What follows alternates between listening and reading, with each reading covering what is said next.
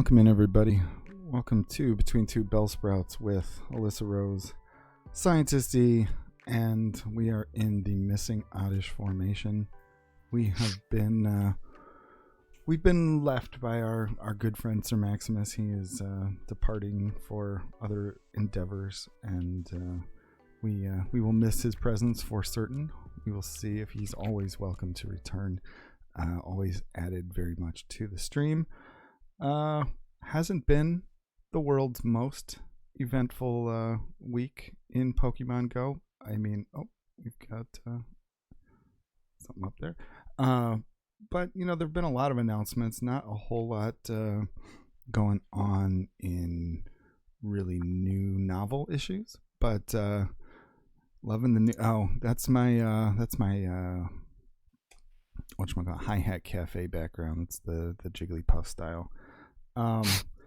But we have plenty of stuff to go through today, and we're gonna try and talk about something. If anybody has an issue that they think has come up in the Pogo world that you just want to throw out, even if you wanted to come on stream with us, honestly, we don't really know what the topic is today.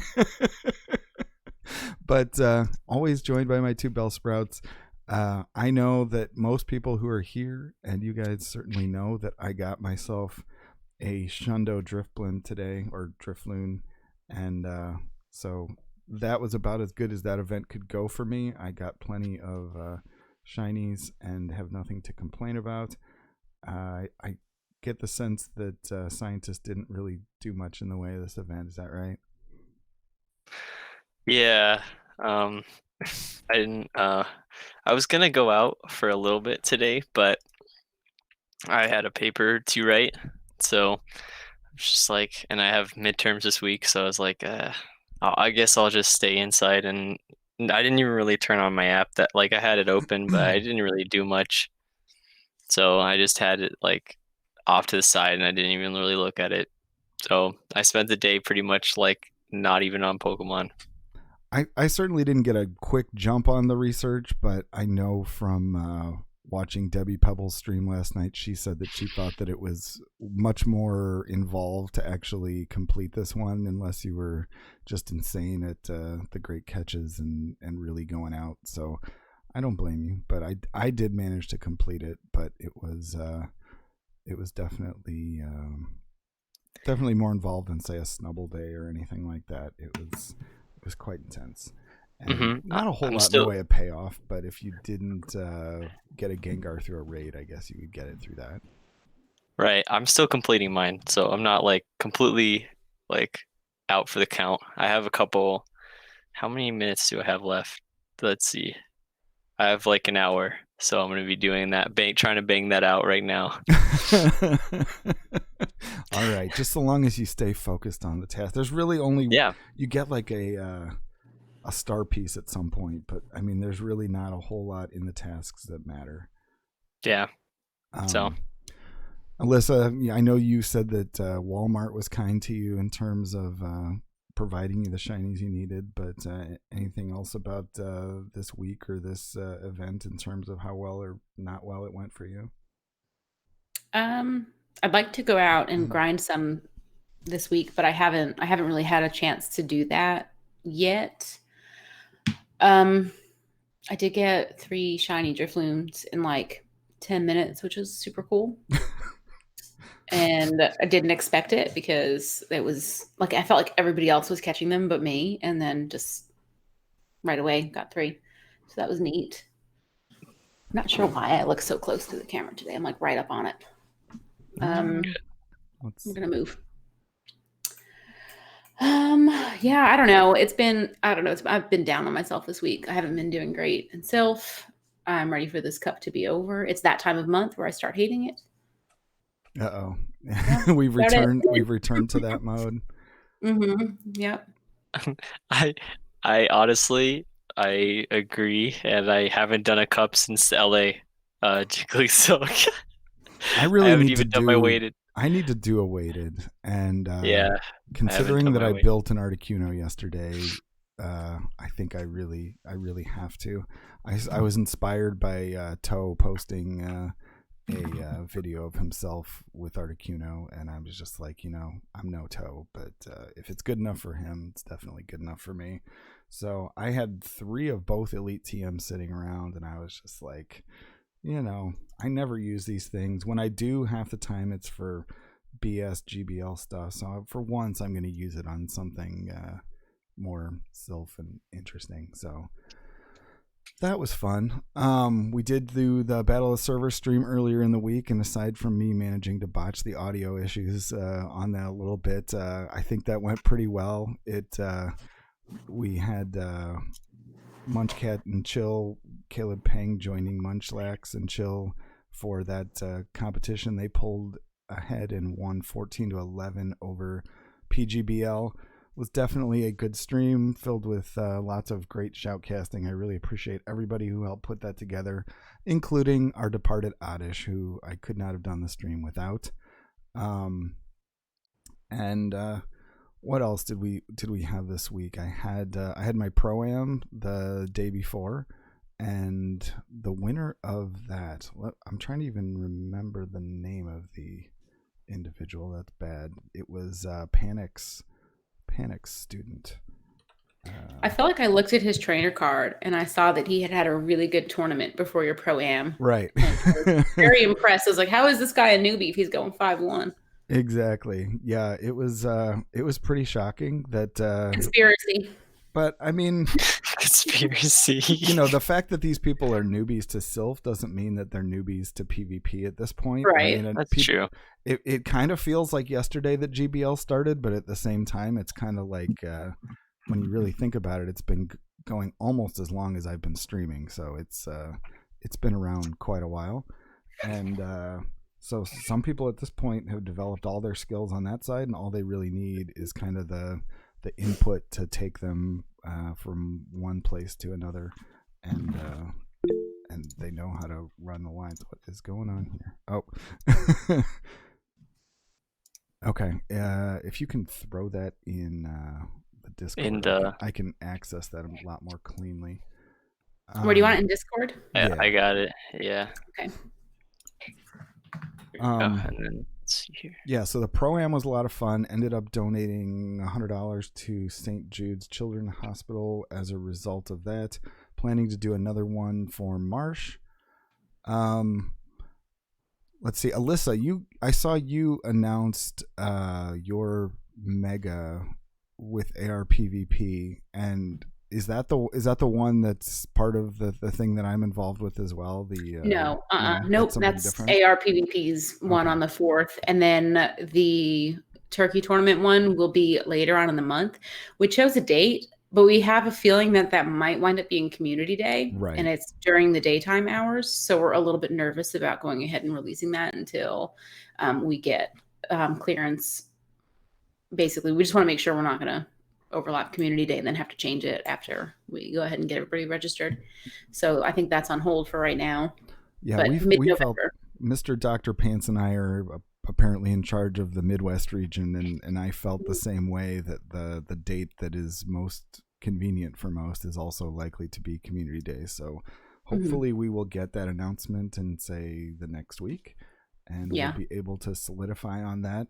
Yes, I see people contributing to the me dressing up as a Pokemon on Halloween challenge.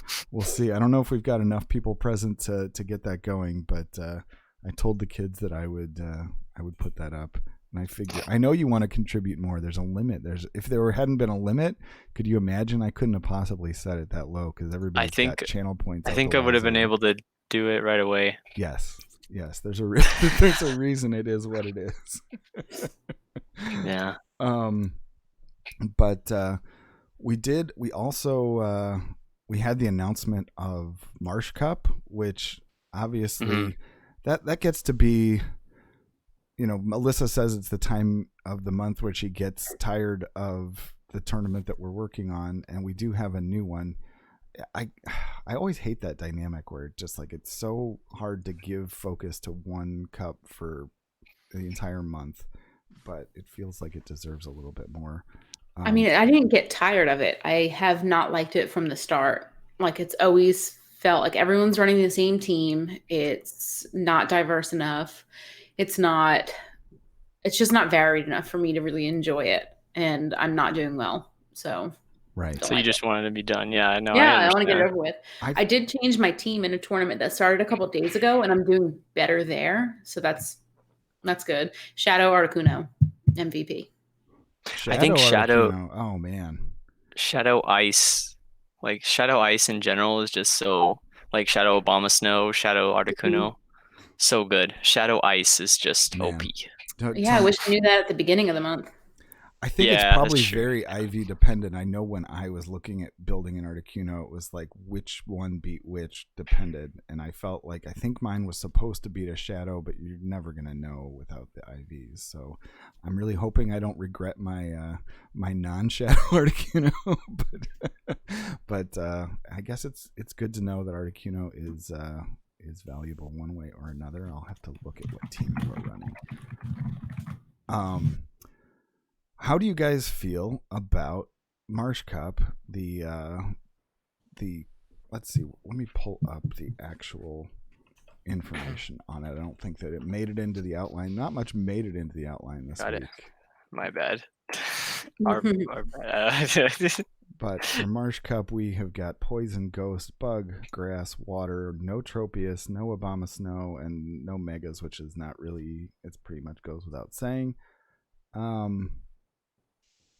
So I think that the biggest thing that stands out there as a problem point, and I don't know how much of a problem point it is the fact that Sableye is sitting so high on the list, and Sableye kind of has a unique-ish role, but Sableye with Return is obviously a very challenging one to get a good one, and I'm wondering whether that is going to be kind of similar to the Last Resort Umbreon situation where people are not too thrilled about it if they don't have a good one. I know I wish I had one to rock with right now. You don't have one at all? I have some Shadow ones. I have some Purified ones, but not one that I think is probably good enough. I plan on lucky trading for one, probably tomorrow or the next day. That's what I want to do, but so few of the people around here actually are are interested in helping me out on that front. Yeah. It's very difficult. You'll ask somebody, "Do you have that?" and they'll be like, "Oh no, I don't. Why would I keep that? Like, what would you use that for?"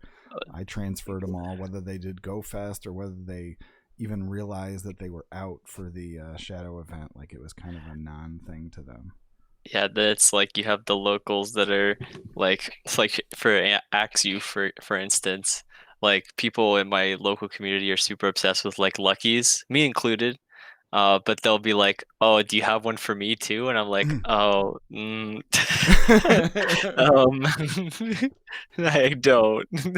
Right. I really want to lucky swap my Axew, and I can't find anybody else with one to lucky swap. It's really frustrating. Yeah, I've traded one Axew to somebody as a dex entry for them, and obviously when it's not shiny, it's not that big a deal. And I've been sitting on 3, and neither one is one that I would power up. So I just figured, I need the space as much as anything.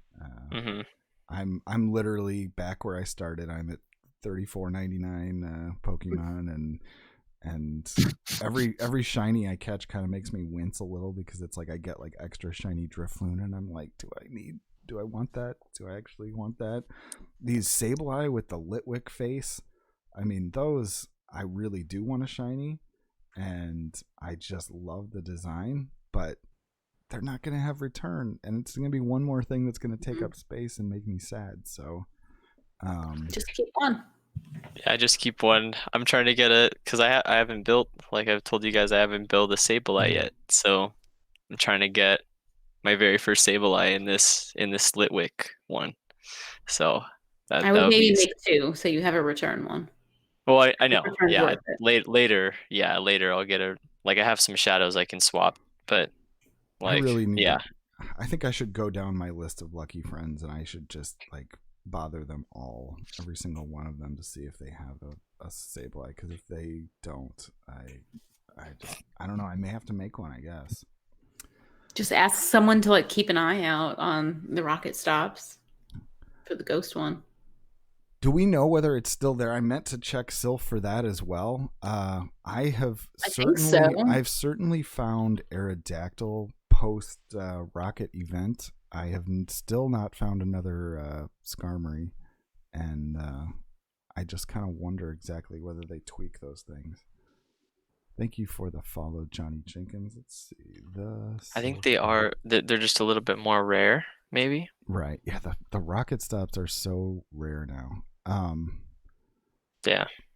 That's one of the things that is kind of crazy right now, is that we went through the rocket event, and there's so many things coming up where these shadows are relevant, but in the absence of the rocket event, the shadows and these 12K eggs are so hard to line up that hard to balance them. Yeah, it really is. And that kind of goes hand in hand with the stuff that I was talking about in terms of like the sponsorship stuff, but it probably is more directly relevant to PvP.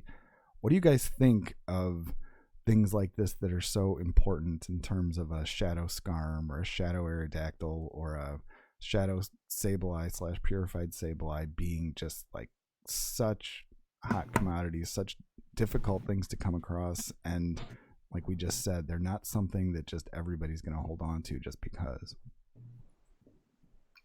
Do you think that is a healthy dynamic for PvP, for these things to be really tough to get, or do you think that it's a problem? I think that's part of the game.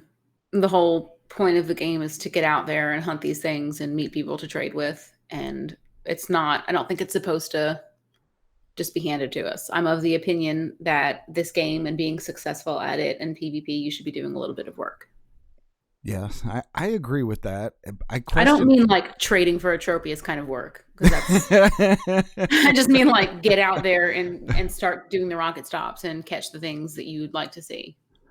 I just kind of wonder what the what should the recipe for, like, I think that the recipe for success before made sense in terms of grinding some of these stops and trading for stuff, but in a COVID world where we're supposed to be discouraging people from like getting together a lot and discouraging people from just going crazy in the real world, like, is that as healthy a dynamic as it was before that? Like, I felt like it was healthier then when it wasn't really as much of a thing, and now it's not. Yeah, I think I play mostly in my car though, so I don't feel like I'm exposing myself to a ton of people, but I'm also in a rural area where you really have to drive to play it all. Like, I can't, there's no areas I could really walk around. Like, I would have to drive. Right. No, I mean, yeah, and I think that that's right, but like, shouldn't Niantic really be providing kind of a path for everybody to have success in the game without making those decisions? Because it's like, yes, you can choose to play in the car, and that's what most of us do, but it's just, I don't know. It feels like they're putting business first right now. They really are. They really are. It's apparent. But yeah, yeah, they're putting business first, and I get it, but like, I realize now, like, obviously the stuff I was saying about the past event with the 12K, like, it was manageable then because of the egg distance, but like now it's just so much more of a hassle. Yep. And I like, personally, I don't hatch eggs, so I didn't see it as an issue for me, but like, thinking of it holistically, people don't want to deal with this. So like, I don't know why the egg distance is like modified. I don't know why they changed that at all, to be honest. If we're still like, Riverside is purple tier again, so like, I don't know, like, my locals that I were just talking about today, like, people are still in restaurants like without face masks. Like, people just don't care. We were in red. I don't know if you guys know the different tiers, but purple's like the worst tier. Purple's like stage 1. It's like the worst it could possibly be. So we were in red for like a couple months, and we just went back to purple. So yeah, I always wear my mask. I always have. I mean, we have to here. It's a mandate. Like, we're not allowed to be I mean, if you're sitting down at a restaurant and you're eating, you could take it off. But most of the restaurants here have closed booths. Like there's like 2 empty booths in between every open booth. So it's not Right. Well, yeah, the restaurant people. thing's different. Yeah. But like there's like people like even outside without masks, and it's like, all right. I don't know. It's just it seems like Riverside just doesn't want to change, and I don't understand that. I'll go to like yeah, LA is never gonna get a purple. Like you can go to a park and just see like everyone without a mask, and I just don't understand that. There's like not a force field over the park. I don't understand why they're I don't understand why they're if they feel like a park is like their safe haven. Uh, Maybe yeah, it's for fresh yeah. air. They feel like they're not on top of other people. But if it's a crowded park, then Yeah, it's crowded. There's like soccer games, baseball games that no one really cares. It's like I don't know. What do you guys think in terms of the the I'm sorry, the way that Niantic is approaching all of this? Like we talked about how they're putting business first, it seems, Mhm. but what do you Mhm. think that they should do? Like as opposed to just, let's give us back everything that we had before. Like what's realistic and what is not. I mean, they had, at some point it was obvious that they felt like they had to continue making money, but I feel like they need to be able to do that in a way that isn't like almost compelling people to go out if they want to participate in this stuff, because I know that the Drifloon event was definitely a lot harder to do from home because of the nerf of spawns and nerf of incense. I think that they probably shouldn't have decreased the spawns and the incense effectiveness. I see no reason why the incense effectiveness had to go back to being effective when you're walking, but not when you're stationary. Because most of the time, if we're staying home, we're social distancing like we're supposed to be, we are stationary. Like we're staying in the same 2,500 square feet. I think the whole like doing it for money thing, they're failing to like take the more global perspective, which I know probably like I don't want to put this on any of like the actual like the Niantic employees.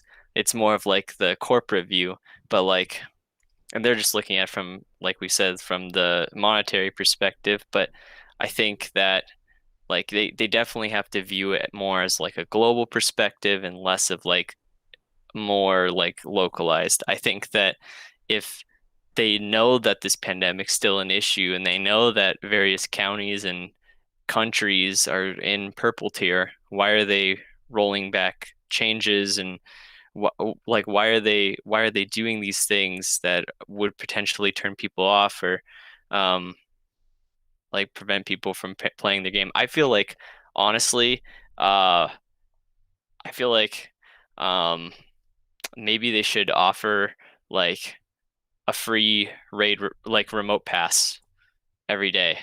I feel like that would be awesome. Absolutely. That would be so Definitely. good, and like it wouldn't prevent people from spending money because people are still going to spend money. Right. Like that's just how it is. But like it would at least offer something for the people that are actually abiding by the rules. And they would get to play, they would get to experience. Because think about the people that haven't even left their house and like haven't bought, like are still free to play, which is insane. That's just insane to think about during the pandemic. But like, think about those people, like, because there definitely are like circumstances like that. So, um, like they're not getting Reshiram, Zekrom, any of these raid bosses because they're actually abiding by the rules. They're like forced to stay inside and that's what they're doing. So like I feel like they should provide an opportunity for all players rather than thinking about it more locally. They should globalize their views rather than localize and think about monetary perspective. I don't know. That's my 2 cents. So it's becoming apparent that they've at least figured out how to garner sponsorships, because recently we have seen something like is it 4 sponsorships in the US? We've got Verizon, we've got Baskin Robbins that seems to have already stopped. It stopped? I didn't even know. That's the only stop near my house. Just 2 stops within a couple miles of my house, and that was one. And I'm so sad it's gone. They're gone now? I didn't even notice that. Okay. It's nutty. It's hard to even believe that they could even have a deal that lasted that short of a time. You'd think that they would at least last like 3 to 6 months or something. But I feel like at this point, Niantic is just kind of grabbing for things. Grasping at straws. They're just grasping at straws, basically. Yeah. And that's partly why they're thinking about monetary stuff. They're like trying to get people like hooked with like raid passes. Like that's why they're bombarding us with these 1-day events. That's why they're doing the whole like we're gonna release Mega Gengar with a costume Gengar and Darkrai in raids. So people have 3 opportunities to raid for things instead of just plus the Galarians. plus. Okay, we're not gonna talk about that. Oh man, we're not gonna talk about Ponyta. Ethan has dropped the hammer. He says that Ponyta will not be discussed. Ponyta will not be discussed. That is not a conversation I want to have. You didn't get your hundo? I did not get my hundo either. So Niantic, give me my money back. Thank you. Yes. But yeah, no, that's actually a standard for me now. So whenever I say I'm gonna go hard for something, I would say like I'm not going Ponyta hard for that raid boss. Nice. So that's my standard now. Yeah. I mean, I think that goes hand in hand with what you guys were saying about a free daily raid pass or remote raid pass, which I've said for a while that, I mean, it ought to be at least something close to that. I mean, they offer you 1 a week, which I think is insanely little. And considering how few people are doing them in person, I just feel like that's nuts.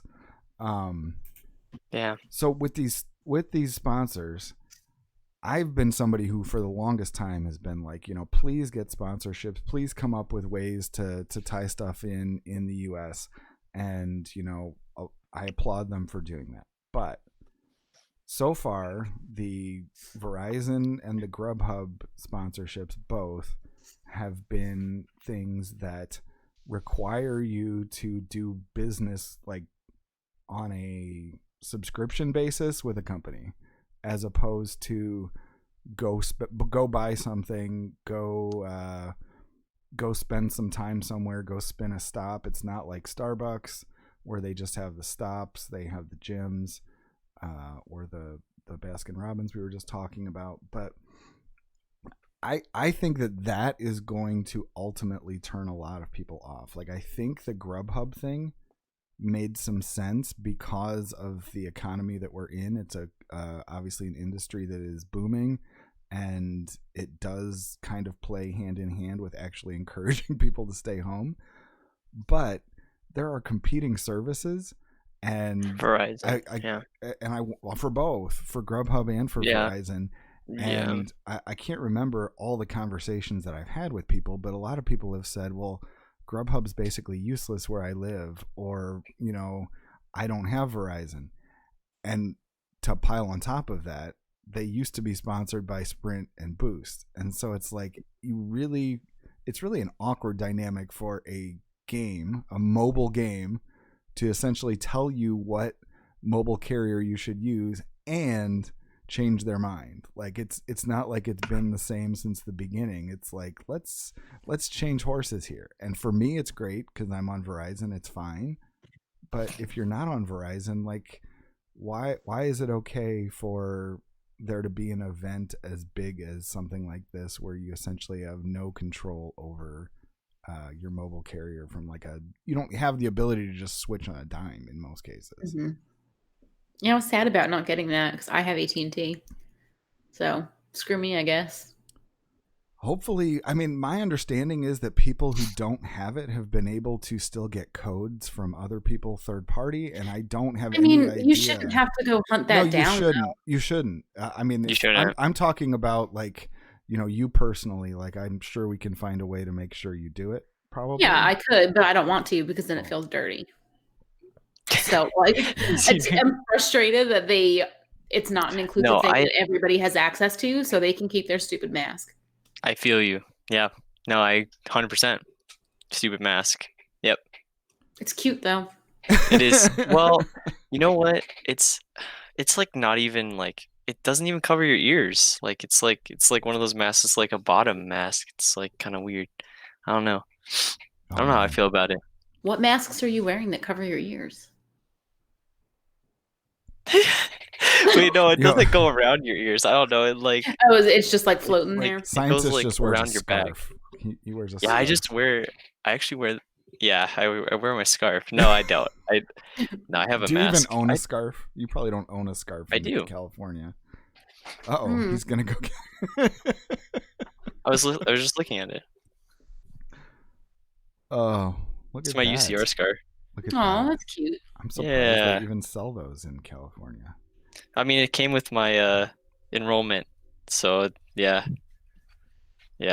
So you add that to Crocs, socks, and parasols. Can you wear that on Community Day? I actually don't wear that scarf at all. I was gonna say I wear this as a mask, but like hold on.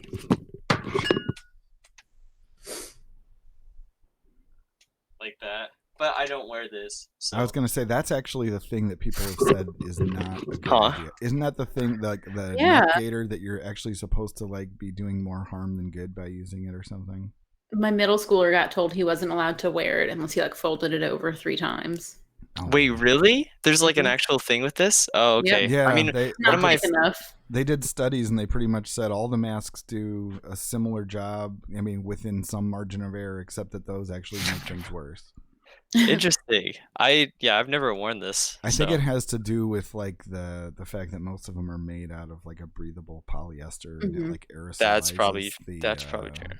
Your breath. Yeah, one of my friends wear one of these though. That's interesting. Okay. Well. Yeah. So what do you think? I mean, do you think that there's a message that we can send to Niantic? Is there any hope of getting through to Niantic? Are they just going to get their money and be done with it? Or is there something that we can do in response? It just feels like a lot of times, you have kind of like a social media outcry over stuff, but like for this sort of thing, like how do you have a voice and just say like, Niantic, why are you doing this? Because it just feels like a wrong fit. It just doesn't feel right to say people who have a certain mobile carrier are going to be treated differently. I think the squeaky wheel gets the oil, and the Twitter community has proved that a couple of times over. It's like every time we throw a fit for something, they wind up caving in some way. But that's also exhausting, and that's not something I'm going to personally partake in. But more power to those of us who are allowed enough to do that, I guess.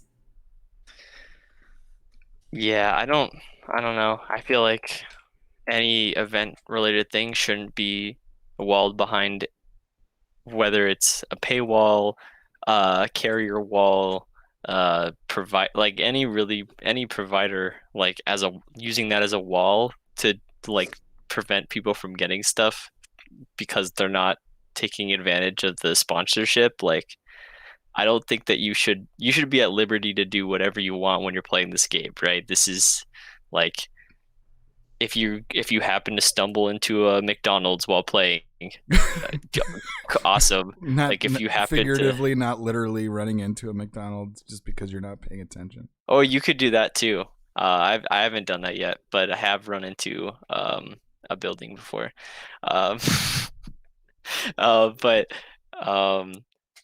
I don't know, just like happening to go into like a Starbucks or anything like obviously pre-COVID, but like they shouldn't be like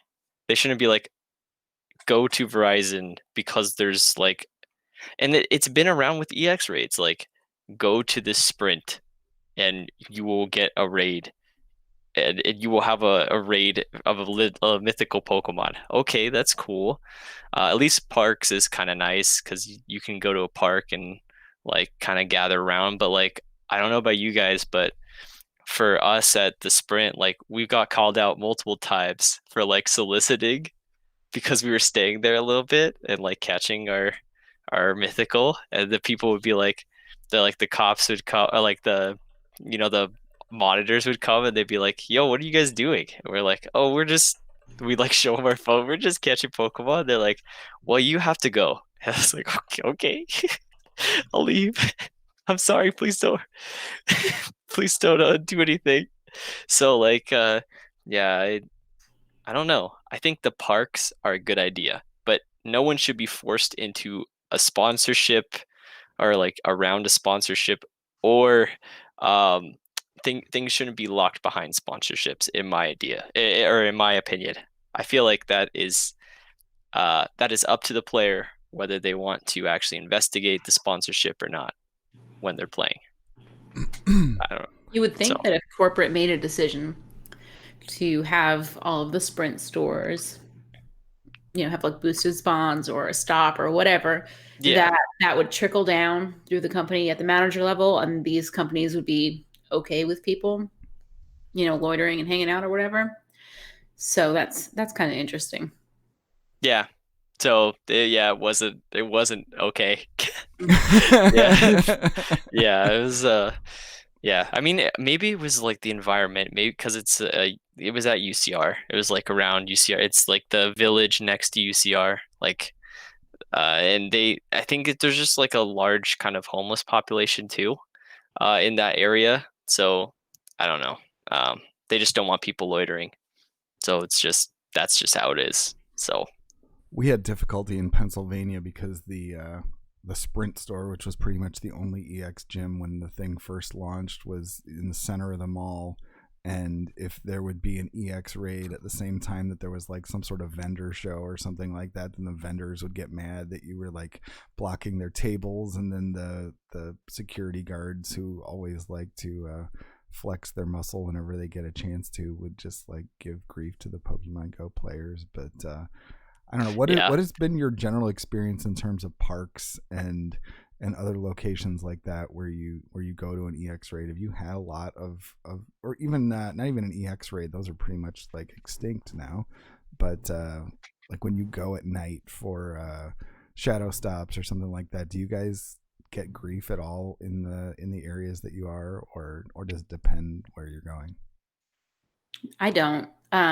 If a cop did pull me over at night, I would just tell him we were playing Pokemon, and he'd be like, "Oh, okay, cool." Like, we have a really small town, and there's probably only a couple dozen police officers in this town, so it's not unlikely that I would know one of them.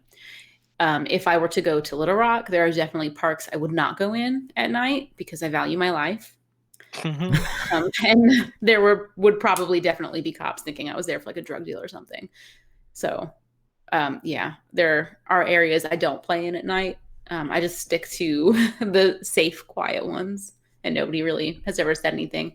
There's one church locally who has been vocal about not wanting Pokemon players there, and we've tried to explain to them how to get their location removed from the game as a gym.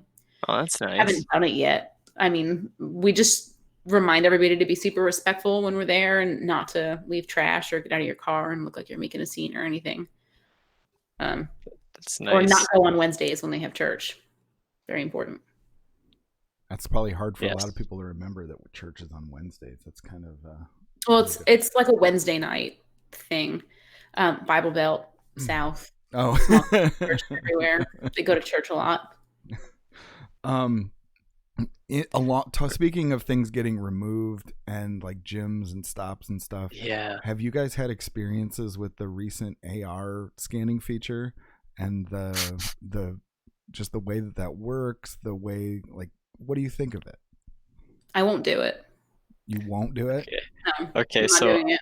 so I guess, wait, have you done it? Because I No. can speak to it. Oh well, Alyssa hasn't, but have you done it, Jiggly? Because I've done it, and I have an insight that I'm a little bit afraid to share, because the person who shared it with me said that they didn't want it to be Public? widespread. But I think it's probably out there. I think it's already on I Sylph. mean, I was having a conversation about it just before stream with Koro, and he was basically telling me that like I mean, this is already something that I had previously thought anyways when they've first announced it, but I think they're just trying to collect data for free, right? Right. And I We're all mean, working for them for free, and and they're going it's to take data, data and from they're to these sell stops. that.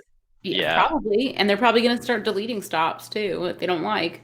So Okay. I was we're just worried not that doing it. I was worried with Max not being here that we wouldn't have anyone to wear the tinfoil hat. So you're in the camp that you I'll wear the believe tinfoil bow. that they will take this information and potentially remove stops based on the AR scanning. We can make scientists a tinfoil umbrella. Wait, so I just realized I scanned my favorite gym. So if they remove that gym, I will be very sad and I won't play Pokemon anymore. I'm gonna go out on a limb and I'm gonna say that they don't have a handle on it like that. Like, Okay. they pull together data from so many different sources, and just the fact that they're launching this AR feature is obviously a testament to maybe how far they've come in terms of being able to manage data. But when it really comes down to it, this game is played all over the world, and they are not going to get in there and like micromanage every stop based on this data that's coming in that's going to probably be of extremely varied quality. They're not going to just be like, oh, Mary doesn't know how to upload a scan, so we're going to get rid of this stop. I think that they know that would cause more trouble than good. They've shown in the past that they are pretty loath to remove stuff unless you do follow kind of the steps that they talk about, that you were saying that you tried to point out to that church. So I personally don't think they're going to do that, but I mean, it's certainly possible. I think it's definitely the case that they are trying to leverage the player base to get something. The question to me is there a price that you're willing to do these for, if that's all there is to it, where they're trying to get free labor? Because the very first one that I got was for a Puffin, and I'm not going to say that $1 is like, the dollar that a Puffin costs is that great, but like, it's the kind of thing that I'm willing to do if I'm in a circumstance where I'm like walking, or it's an easy enough to pull over and scan kind of thing. So that's fine, but there's a really wide range of things they're offering. It's like 7 great balls, and the one that I see the most often, which I just immediately trash, is the Max Revive. And it's like, who wants 1 Max Revive for an AR scan? And I don't know what other things are necessarily available. I think those are, was it a couple thousand dust? It's like 1,000 dust or more. So between the dust in some sort of quantity or Puffins, like, I feel like those are the kinds of things where I'd consider it. And then obviously you go on down the line and you think of like, what if they just flat out gave you Pokecoins? What if they gave you an Elite TM for doing 10 of them or something? Like, what if they started offering you things that were truly in-game relevant? Like, at that point, I feel like, but then it's not free labor. It's paid labor, which then I'm okay it's paid with. Yeah, if it's paid in some like the Puffin at least is something, I feel like. But like, I don't want your Max Revive. I don't want I don't want a Max Revive, a Max Potion. Like, I already have plenty of those. Like, I don't know, Jiggly Seed in my storage. I don't need those. No, I agree. The Max Revives are completely worthless. So what should we push for? Like, what if we were to speak out, or just by our actions show Niantic what our opinion is? Like, what is enough to do one of these and what is not? I mean, just don't do the tasks with the shitty rewards. Yeah. Puffin, Elite TM. There you go. Are any of them giving an Elite TM? I haven't seen that. No. I'm just saying like Elite TM. I'll go do all of them. Puffin is as far as they've gone so far, and I'm just saying, do we try and draw a line where like none of what they're offering is enough, and we just try not to do them as a community? Or do we just do the Puffins, leave the rest? Do we insist on more? I don't know. I think that there's just kind of a line that you could take where potentially they would adjust what they're doing, kind of like they have for many other things, and I just wonder what that line should be. It would be amazing if they would offer elite TMs for sure. I think that's reasonable for them to do something like a special research where that is a thing where they say like you got to scan 10 of them or whatever, and then you get an elite TM. It feels right, but that's just me. At least it's not free. Yeah. All right. So at least, so it's not that we refuse to do them entirely. It's just that the price that we're being offered is essentially insulting for the most part. Yeah. So, with regard to the going back to the sponsorship thing, did you guys sign up for the Grubhub thing? Are you planning on doing it? Are you just going to do the trial and cancel it and just get the freebie? Do you actually use Grubhub? I do use Grubhub once in a while. I didn't sign up for it on principle because it's one of those things where I know I'm going to forget to cancel. I'm going to get roped into it. So I don't know. I'm trying not to reward the behaviors that I don't agree with that they're choosing to do as a company. And one of those is soliciting me to sign up for this crap. I'm not doing it. Right. Sorry, Niantic. Right. Agreed. And so did you didn't do it either, Ethan? I mean, I don't use Grubhub. So we do what is it, Instacart, but like not Grubhub. Like if we're gonna go eat out, we'll go eat out. And we only have been to Chick-fil-A. So you're not going to get sick from Chick-fil-A. That's the Lord's chicken. Exactly. Exactly. That's not even like why we went there specifically, but I mean, definitely helps. But yeah, no, I don't know. That's like the only place we've ever been to because Chick-fil-A is so good. Mm-hmm. So. Okay, but the Popeyes chicken sandwich gives it a run for its money. Like Popeyes chicken sandwich is pretty good. Everyone says that, and I don't get it because I haven't had it. Maybe you just had it. Oh, okay. Well, then you can't know. It's pretty good. I can't know, but yeah, I don't know. AR scan to hit level 41. I don't think that'll ever happen. I mean, they did say that they're increasing the level cap. I don't know when they're gonna do that, but. You know, that still hasn't come yet. They announced the megas, right? Like one at the same time, right? And then those came out, but the level cap hasn't yet. So yeah, they also said and they said it wouldn't be experience XP based strictly, but I really don't know.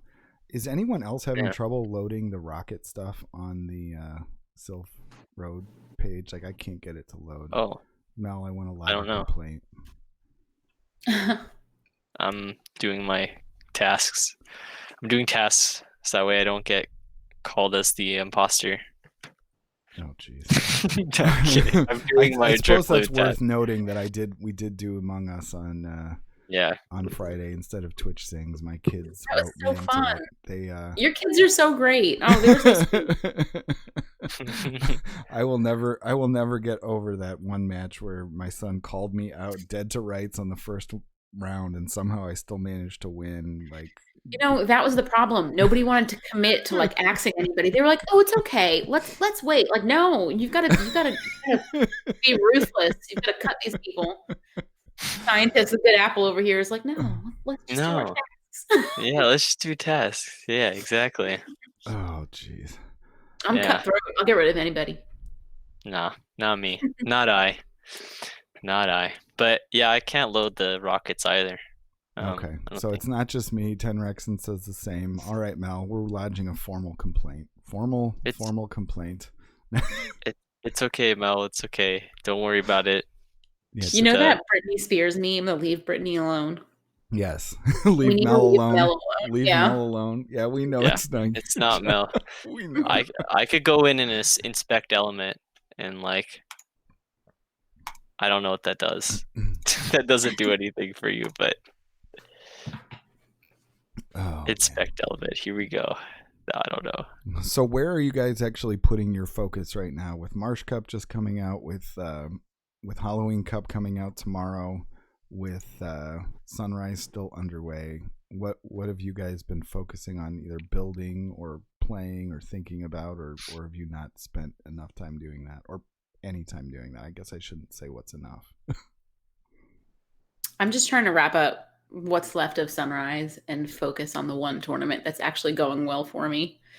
That's the one that with I'm using the Shadow Articuno in. It seems to be the only team that I've ran so far that I'm really enjoying playing with and doesn't feel like a chore.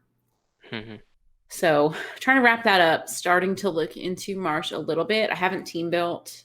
I want to start doing some practices this week, but it's a busy week. Like Halloween's this weekend. I've got all these kids. We've got stuff to do. Parent-teacher conferences are this week.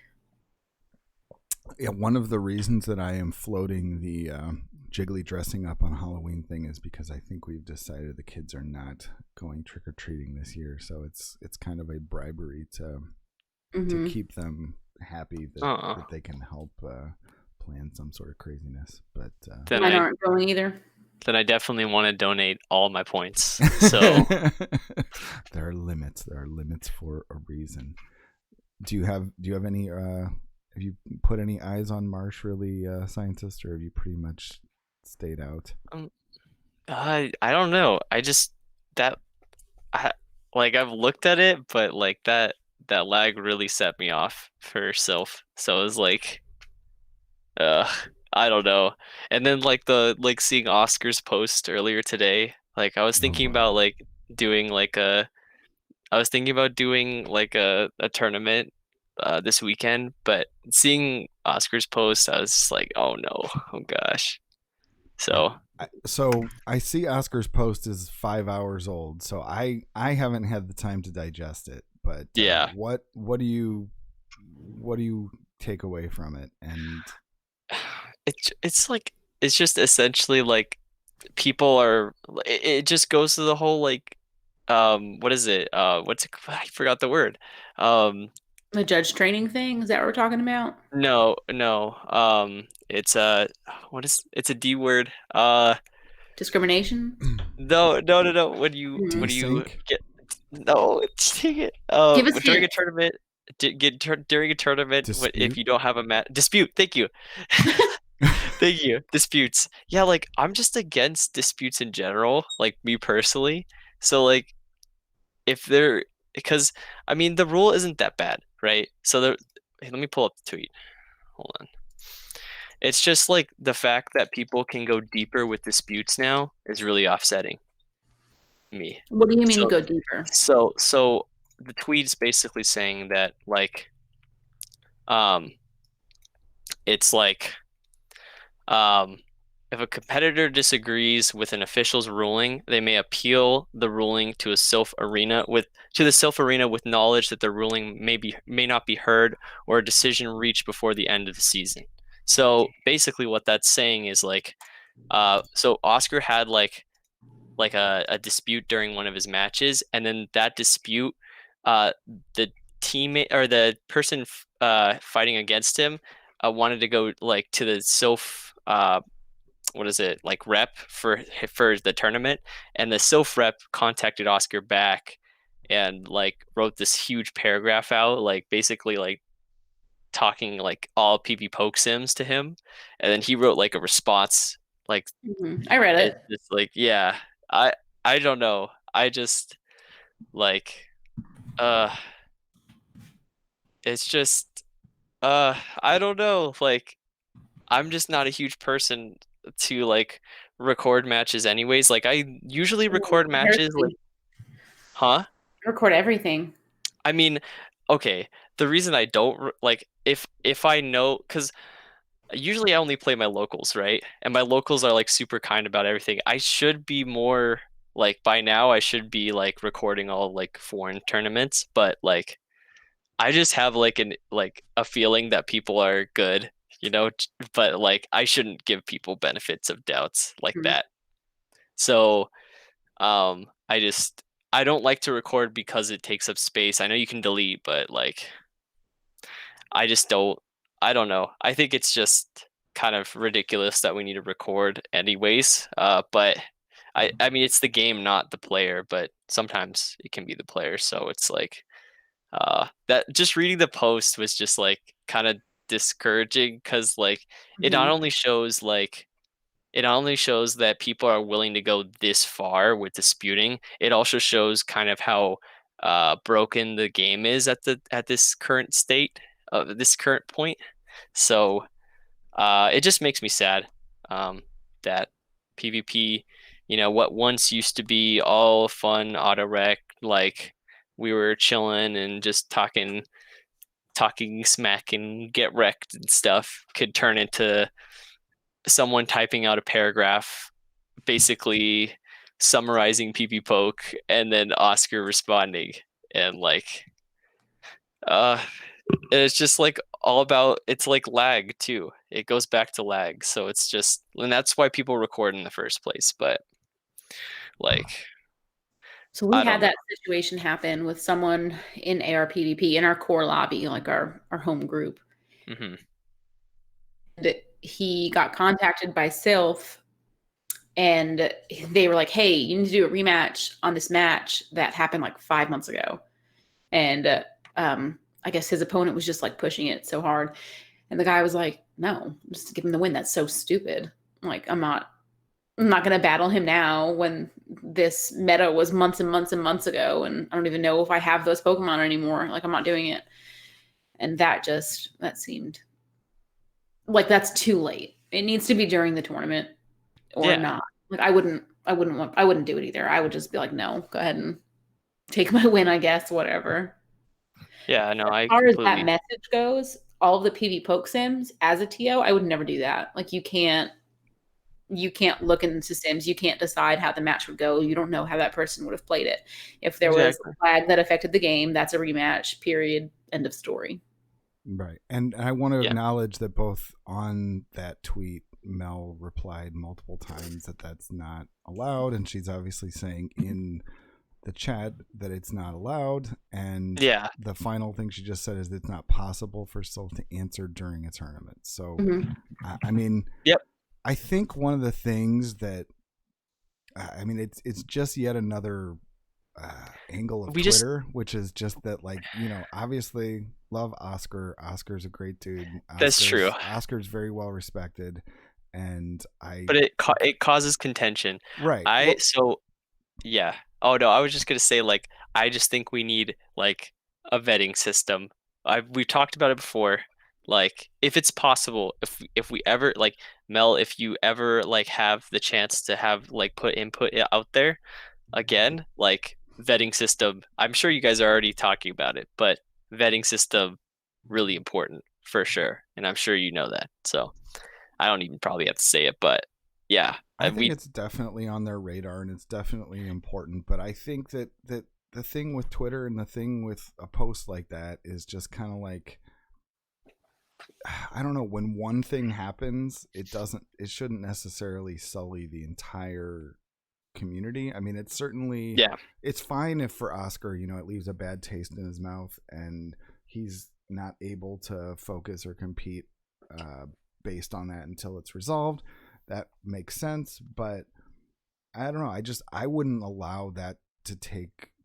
I wouldn't take much away from that. It's kind of, how everybody talks about how on Facebook everybody puts their best foot forward, and like their lives are not anything like like the pictures that they post on Facebook. And on the opposite side, it's kind of like on Twitter, like most of what you see is complaints or like Mhm. things Hmm. seeking attention. And so you shouldn't, if you are expecting that the negative things and the attention seeking things are going to be the things that go on Twitter, you should definitely take into consideration the fact that that's a very contextual thing. Like, I look Take at it that, with a grain of salt. Yeah. right, exactly. I mean, I look at it and I say, I wouldn't want to play there, but it's always been the case from day one that there's been inconsistencies between different Sylph communities, and Hmm. it's inevitable with the volunteer nature of it, with kind of the grassroots nature of it. But it doesn't mean that we shouldn't have some sort of attempts to improve the system, but I don't think it really points to some sort of an overriding flaw. I think it points Right. to No. it just points to something that happened, and it's unfortunate. Yeah, that's true. I think a lot less of this kind of stuff would happen for in-person tournaments for Mhm. sure, because Definitely. no one would want to look up a PV Poke Sim at an actual tournament. I And they can say shouldn't that be with anyway. Like, yeah, they shouldn't be doing that regardless. yeah, I could say that with absolute 100% certainty. So like, yeah, basically, yeah. That's like no one's gonna say like type the like say a monologue to someone, Mhm. like a whole like paragraph in person. They're just gonna be like, "Oh yeah, it's sorry that happened," like, or they'll just be like, "Oh, you know what? Like, we'll It's take a look different at that real though, quick." because you Yeah, can show your opponent like, "Hey, look, I'm stuck right now." that's true. And, Yeah, you can you're also do face that. to face. And a lot of people are nicer in person, like, you're less of a Oh keyboard yeah, warrior when you're staring so at many someone, you're really keyboard human. warriors. Yeah, Mhm. so many keyboard warriors online. It's just, yep, I've noticed it, and I'm sure like the guy that I had a bad experience with that was in the London community, like I'm sure he's a fine person in person, Mhm. but it's just online creates a whole new environment, Mhm. and whether that's a good thing or not, uh, it's definitely less to be desired for me. I do not like the online aspect of Sylph. I know a lot of people don't either, but that's just kind of what we have to work with for now. And I'm grateful that they haven't completely shut it down. So that's that's all we have to work with, and like we got to make the best of it. So yeah, and I'm glad Mel's been working on something since regionals. That's amazing. Yeah. I think I stand by that if you don't trust the judge staff of a tournament, then you don't need to play there. There are so many communities for us to play in right now, literally hundreds, probably thousands. I don't know how many there are, but there is no shortage of them. And if you think the judges are inexperienced in one server, you are more than welcome to go find any of the million other ones. There's Exactly. nothing saying you need to compete in a tournament just because it's accessible or it's there or you enjoy the people that are you're playing with. If you don't trust the judges, you don't need to play there. And if you Mm, choose to play there without trusting the judges, you are choosing to possibly get in a bad situation during a dispute. Right. Yeah. I mean, it's a very that's different true. situation right now with there really not being lives. If there were Mhm. lives and there were kind of a monopoly on certain areas and you really were put at a disadvantage based on where you live, it would be different. But you really do have so much choice right now. And I just want to say that, like, I think this is kind of an overriding issue, and I hope people will take this the right way. But when people go to Twitter with a complaint, like, Mhm.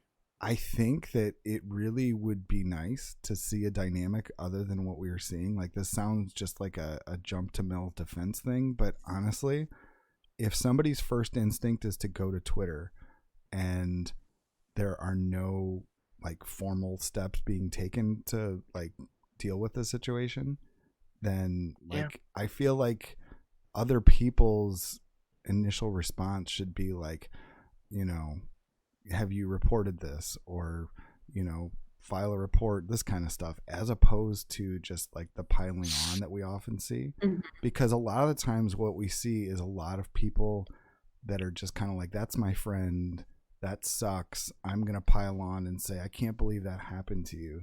And they don't even know that basically nothing has happened behind the scenes. And I it's a frustrating dynamic. I think that like I just constantly see Mel just saying like, you know, take the steps, and like she's kind of like shouting into the void, if you will, where it's just like Mhm. nobody wants to take the steps, everybody wants to take to Twitter. And when you take to Mhm. Twitter, it's such a destructive tool. I think it spreads messages very quickly. People don't get the entire picture. I mean, obviously Oscar went to great lengths to post multiple pictures, so I mean there is that, but I mean there's still, you know, whatever context somebody chooses to put out there is what's out there, as opposed to just like the entire story. And I would just urge people to just take the simple steps first, to do what you need to do before you go to Twitter. And like Twitter should be kind of like have fun, last resort, you know, if you need to complain about something, but like it shouldn't just be where like everybody goes to gripe and pile on. Everyone goes to gripe, everyone goes to brag about shinies, everyone goes to, you know, it's the same resource for all of that stuff too, like getting paired with like random people in GBL. Like if I'm ever paired with someone that I really, really respect in GBL, I'll never post it on Twitter because I always take it to like DMs. I'll just be like, you know, that was a great battle, and I'll respectfully like I'll just say that to that person, and that's it. Like, why do I need to publicize that? So, and it goes back to the coaching discussion where we shouldn't publicize it. So there you go. I'm going to leave it there. No more of that. Anyways, back to this. So yeah. What are we going back to? We're going back to Sylph. We could go actually to the outline. Voice crack. We could go. Ventusky's number 1. That's pretty pog. Yeah, I know he had been number 1 before for a brief time, but he is back at number 1. And he said he would step away. Yeah. Right. That was. I mean, I don't hold it against. Step away, indeed. Step away from number. What was he number 1 last time? Or I think last didn't season. Didn't he finish season at number 1 last season? I thought he did. I feel like Angelino did, but I. So he's stepping away from number 2 and he's going to number 1. I got it. That's stepping away. You know, everybody takes a little bit of an off-season break. I'm glad to see him sticking around. I mean, he's obviously unbelievably good, and I hate to see any of the top-level folks step away. I think there have been even more this week. It's just kind of an always happening kind of thing, but it gives me confidence when somebody like Ventusky is still sticking around and succeeding, that most of those people will still eventually be back. Mm-hmm. Let's see. As far as other people I know that so Dunebug's at 6, Vanny 5. I don't know who Charizard 86 is. It's number 2. It's kind of a weird one there. That's like they're 17 and 14, and they're number 2. I'm wondering if there's maybe they're a really good quality of wins. They would have to be. They're the only person in the top 10 that has a winning percentage below 75%, and it's way below. It feels like a real anomaly there. How could you possibly? I don't know. Well, interesting. I don't know. Let's pull up the card. Look into itself. There's something weird there. Sam Howard. They have two. They have 2 weighted. Yeah, no, I was just about to say that. I think there are 2 weighted right now. Yeah, they have 2 weighted. Okay, so they're gonna get recalced out. So that's okay. So we're looking. Yeah, at and so that's why Mel was saying she was gonna be the number 1. Yes. Because she got 2 weighted. Good call. All right. I was gonna say that. Yeah.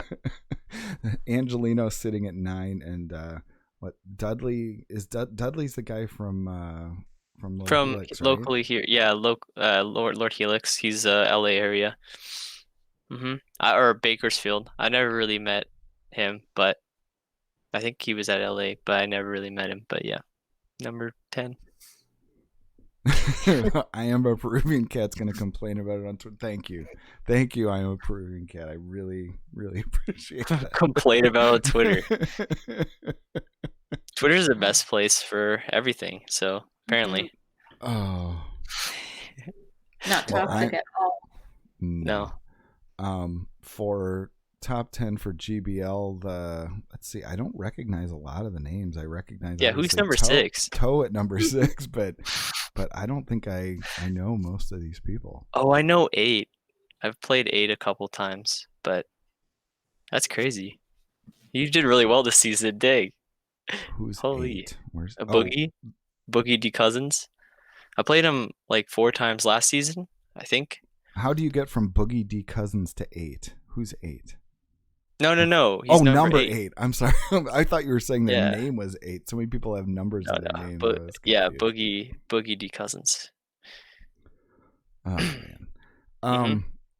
So, it's obvious by the top 10, by the rest of it, that they've continued to allow people to hit rank 10 much more openly than last time, much more freely. Do you think that the Halloween Cup is going to result in a lot more people getting there, because there's going to be some people without those Master League resources getting in deep into the Halloween Cup and putting together a run? Or do you think that that's not really going to be a big thing? You I go mean, I'm ahead. hoping to pull mine up, my own rank, during Halloween and definitely during Great League's return. I haven't touched Master League. I always say I'm going to. You always say you're going to. You Like, do. yeah, and I'm like, yeah, I'm gonna build a team, and then I'm like, better not, and then I don't. My dust is in the millions right now, and it's really nice, and I just Mm-hmm. I don't can want to do agree. Mine's there too, and I don't want to spend anything.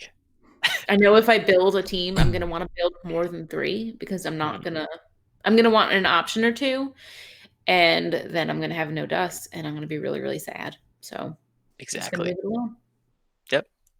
And the Good. break is nice. I don't mind it. Yeah, I agree. So, oh man, yeah. I as somebody who never quite gets over the hump in GBL, partly or for many reasons, we won't go into them again. I'm always torn as to what to do, because mostly what I care about more than anything is maximizing resources. And so it's like, if I'm going to perform poorly, I'm not going to win as much, but I'm also not going to spend as much. So I don't know. It's still tempting to build some stuff, especially the things that kind of cross over in metas. Like, I'm very tempted to build a Shadow Golbat just to have one. And I'm tempted to build a Shadow Aerodactyl for Flying Cup. I'm tempted. I already built a Mandibuzz just because I'm convinced it'll be ages before I actually am able to trade for one that's got good PvP IVs. So I just made one. So I don't know. I feel like I'm just making the stuff anyway. It's not as expensive as the Master League stuff. So I feel like it's worth doing. There's not really anything too prohibitive. The only thing that's prohibitive in Halloween is really getting Mandibuzz. I feel like a lot of the stuff we have already. So that's, I mean, I say we as in like chat and then us 3. So I mean, have you guys hatched all of the new stuff? Like, do you have all of those? I don't have. I'm just saying, like, not the 12K stuff, but like a lot of the meta-centric Pokemon, like Marowak, Azu, Galv, like Mawile. We have those things. Or I don't have a Mawile, but yeah, we have most of those things. So yeah, as far as the 12Ks, I've hatched everything but Sandile. I still haven't hatched a Sandile, but I wasted way more effort and resources on that than anything. Yeah, I don't have so I spent all my resources on ponies. So now you can see where that turned out. I thought we weren't talking about. We don't have to talk about it. I think we should talk about it. Let's talk about it. Let's really talk about it. So and see, I think that there is something important there, because I think it ties in with the idea of the messages that we send Niantic and the money, the pay to win kind of situation. Yeah. So it has now been released in eggs, apparently, right? But they didn't announce that ahead of time. They gave us one day where it was in raids. Everybody was going crazy, sending raids around, and the people who were so inclined were doing lots of them, and the people who were not were just laughing at us all. What do you think of that as a mechanic? I feel like it's normal for them to release something that is exclusive / rare and then make it widespread, but not in such a quick succession. I feel like they really kind of crossed the line and insulted the player base in terms of just how much how quickly they took away the exclusivity of it, where they're just like, ha ha ha, you just spent this money, now you could hatch it out of a 7K egg. And I don't know, do you think that that's okay that they've done that as a as their marketing, or do you think that it's a problem? I would have liked a little bit more time with the ponies and raids. Oh, did they say it was in the original one that it would be in eggs? Well, they said after, but they didn't. Yeah, they did. I think they did, but I knew that I wasn't gonna hatch eggs anyways, so I was just like, I'm just gonna do raids. So I know people spend money on incubators, so I spend money on raids. There you go. Pretty much the same thing. It's literally the same thing. Don't at you, right? Don't at me though, please. The ponies aren't worth adding, please. Yeah, I'm not a My Little Pony fan. I swear. All right, I think you sent me so many, and I missed so many. Mine. I would have done them. No, Ethan sent me so many. Oh man, I know. I sent. Oh my gosh, I don't know how many. Imagine how many he sent. Oh my god, I got so many. Like every 10 minutes, there'd be another notification if like scientists invited you to a raid. I'm like, I knew you wanted them, so it's like and every time I would get them, I'd have like my gacha running or something, and I'd like open my app, and it would be like 10 seconds left or gone. And I'd be like, whatever, it's fine. It's just a pony dot. It's whatever. It's just a pony dot. So many. Yeah. There were people that were. Yeah, there were people that were sending them to me, and then they backed out. Like they just sent it to me, and then they backed out. So what was your total? My grand total, I think, was third. Yeah, the fact that I even say third. 36. Holy cow! But 36. I did get a rank 2. So I did get a 14, 15, 15. So I will be using that in Ultra Prem after I best buddy it. So that's I don't know whether to say that's impressive or insane, but that's... I mean, I'm not spending it on eggs though. So there you go. I'll spend it on raids, but not eggs. Please don't hate me, guys. Don't at me, please. It's a pretty pony. It glows. It glows in the dark. I didn't know it did that when you clicked it. It like got extra pretty. You know when it fast attacks, it also glows. Ooh, no, I haven't played with it. Yeah, it's super sick. I don't regret it at all. But I know people are like, "You're insane," and I'm like, to them, I say, "You're insane for not wanting such a beautiful Pokemon." So. There you go. So the hottest topic regarding the pony was, does it or does it not look like a My Little Pony? Is it its own thing, or is it a My Little Pony? You have to... I think that Ethan doesn't feel like it was a My Little Pony. I don't think it is, but everyone's convinced that it is. So I can't convince them that it's not. But make your case that it's not a pony. So My Little Pony. So My Little Pony has a very distinct art style, right? Galarian Ponyta sort of mocks the art style a little bit, but it is different in the sense that it's a Pokemon. My Little Ponies don't glow in the dark, you know?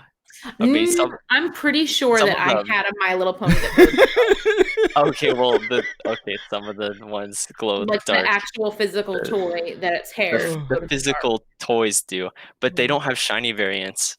So there you go. I think you're reaching. I am reaching, but they don't have shiny variants. So there you go. If you just best buddy it, then it has the emblem and everything. Like, you know, they all have a little symbol on them. They put the badge goes right on the left. I don't know if it does go there, but if it did, that would be hilarious. Oh my goodness, that would be. Anyways, I think they're different, but I mean, there's no convincing people. Yeah, so it's just a striking resemblance. It's okay. The art styles are sort of similar. The eyes are. I don't know. The eyes are different. But they couldn't stray too much from the original one, like the Kanto one. Right, exactly. So I do think it's a nice rendition of the Kanto version. I think that it looks so nice. Mm-hmm. So I think that it's definitely the best Ponyta and Rapidash. For I don't sure. Rapidash. I'm not a huge fan of Rapidash. I think the hair is kind of weird on Rapidash, but that's my opinion. What about shiny Rapidash though? Shiny Galarian Rapidash. Oh, I meant shiny regular Rapidash. You're saying you don't like Regular Rapidash. You don't like No, I'm saying the Galarian hair. Rapidash. The hair on Okay. Galarian Rapidash is kind of. It looks like toothpaste. So, yeah, that's how I feel about that. It's not as floofy. It's not as floofy as the Ponyta. So, that's my main thing. I don't know. It looks like toothpaste. So I hadn't. Yeah, I could see that, I guess. I hadn't seen until today that apparently they have mined the fact that Kanto Ponyta is now a shadow in data. So I don't think we've seen that yet, but would that be exciting to you? Is that going to be a reason for you to do the hot fire breath stops, or is that not very exciting? It doesn't sound very exciting. No. I don't think it's exciting. I don't know. Maybe it is for Ponyta Great League, but I don't know about Rapidash. Great League Shadow Ponyta. Maybe we've got a Great fire League. buff incoming. Fire buff Exactly, incoming for to Ember. take over from the bugs in the grass. Yeah, so And maybe steel. Ember will be good. Yeah. Man, that would be a huge shakeup. Yeah, I don't know. I don't see the incentive for Ultra League Rapidash, but maybe there is one, and I just don't know it. So there is. But we kind of buried the lead. As much as we love our ponies, and as much as I will confess that they are pretty exciting, the Surfetched actually makes a dent in multiple metas. What are your thoughts on the Surfetched? And you've evolved several, right, Ethan? Alyssa. Oh, okay. For me. I don't know what Alyssa's done. Oh yeah, every league. Mm-hmm. Okay, so yeah. Not every league. Wait, so you have a perfect? No, I have a lucky trade lined up for one, and I'm gonna hopefully max that one. So. Mm-hmm. Okay, because I don't have my Master League one ready yet, but I do have Great League and Ultra as well. Yeah, so my Great League and my Ultra ones are good, but I'm hoping for a really good lucky. Mm-hmm. Man, speaking of recalcs, was there a recalc on PV Poke? Because Surfetched, when I looked before, I thought it was number 6. Now it's number 5. It's even more. I think he did mention he changed some things today. I didn't read the tweet. I just scrolled past it, so that might have been included in that. Man, I almost feel like Surfetched needs a poke and pull so we can figure out what. A good make some cute art. But I have evolved a few. I don't have a Great League one build, but I do have a hundo because of either Golden Statesman or Rocksteady Girl. I think I've chosen to convince myself that it was Rocksteady Girl. Sorry, Golden Statesman, if you're still in. He's here. This could be an ongoing Maury Povich situation, but I've built my hundo. So between the Driftblim and the Surfetched, I've had a pretty good PvP time with those, but it's not as relevant in Master League. I think Master League is probably where it's least relevant, right? Maybe in Master Premier. Master Premier 22, but it probably struggles against a lot of the meta, I'm thinking. Yeah, for Masters, I think Ultra Open is where and Great is where it shines, right? Yeah. Mm-hmm. And of course, I think most people are familiar with the mechanic by which it evolves the 10 excellent throws, and Ethan is well aware of the fact that I probably made like 27 excellent throws before I realized I had to restart my game to actually have that work because it wasn't showing up. But that was lack of communication for me. I'm sorry. I'll take that. Let's blame Ethan. I really enjoyed that, like the caches to evolve. I thought that was really fun, like a really nice change from just collecting. It is nice. What's not nice is the rating one. is Runrigus. 10 raids. Oh. That's a lot. That's too That- many raids. Shit. Too many raids. I think, that's the second bad word I've said tonight, but that's another paywall crappy thing. I don't like it. and it's a that bad the task. The task it's a is bad- 10 raids for Yeah, it's 10 Rodriguez? raids. Hmm. I don't even think And I've seen that one. how long? Like that means that you have to spend money then, because who's gonna have their buddy as the guy for 10 days? Oh, that's right. It's the have it as your buddy while. Yeah, you have to have it as your buddy while doing the thing. I mean, I guess you could deselect it, but that's just gonna be really annoying. I don't know. It's another micromanage thing. I can't wait. It's so much fun. You know, that actually brings up a very a similar issue that has been solved to some extent with Spiritomb.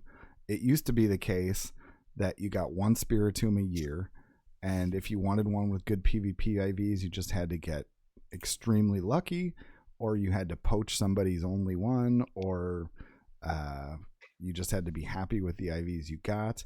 And now we have tasks where we can actually get Spiritombs relatively freely. I mean, they're not simple, but the supply of them has greatly gone up, and the shiny as well. But now we've gotten the new Runrigus that we get one of, and if you transfer it, you basically just don't have one. What do you think the future of that is going to be? Do you think we're going to have to wait like another year to get more Runrigus? Do you think that they will trickle that out? Well, it's such a frustrating thing when they do that. It's a bad Pokemon too right now. It doesn't have. If it had Shadow Claw, it would run Halloween Cup. It would absolutely run Halloween Cup. So, I don't know. Yeah, it only gets Astonish, which is just outrageous. Anything that only gets Astonish is pretty much screwed. If Spiritomb had Shadow Claw, it would run Halloween Cup as well. Very interesting. I looked that up. Was it Nightmare that Spiritomb was first relevant in, because Sableye was not a thing? Right. I know I personally never built one because of the frustration of not having one that I felt was worth building, and I definitely experienced people who were like, yeah, I got one from my alt, I did this, and I'm just like those kind of dynamics really drive me crazy, where somebody's able to leverage an alt into like a material advantage in a meta. And I did not fare particularly well in that meta either. I thought, I can go without it, but most of the people who did well around me seemed to ran it. Yeah, I ran it too, and because I see Mel seeing she ran it. I ran a lucky one. I honestly didn't really care about IVs back then. I was just like, I'm just gonna use the lucky one, and then I powered it up, and now I regret it. So. Yeah, I just have it there. He's lucky, but he's not great IVs. I think the only thing I have to regret on mine is I think I probably spent rare candy I didn't need to in anticipation of building one, and at this point I probably just never needed to do that. Did you have one built before this year, Alyssa? No, I didn't build one that season for that cup. I made a team without it, and I don't even think I've powered it up now. I'm going to look at it. No, yeah, I have 2, and they're both still in the 800s. Maybe one day. Yeah, I'm currently sitting on 4, including the one that I had traded for previously, and definitely pondering what to do. But it's been difficult getting those tasks, and part of it has been the AR task thing, I think, because I assume people are already aware that if you don't have an AR task in your slot and you spin or you don't have it on your list and you spin a stop that has an AR task, you pretty much automatically get that task instead of whatever other task is underlying. So if you really want to get a particular task that is not AR related, you just need to leave the AR one alone, and then you won't be burdened by that. Yeah, it's frustrating. So I think I'm about to get another Spiritomb on stream here because I think I just caught my 18th ghost. I can shiny check for the stream. Let's see. do it. Not shiny. No shiny. Oof. Sorry. So with the Halloween event in general, what do you guys have you been focusing on? Obviously the Mega Gengar's there. It's interesting, but it's not PvP relevant. The Sableye is there, looks cool, but is only PvP relevant if you're willing to play without return.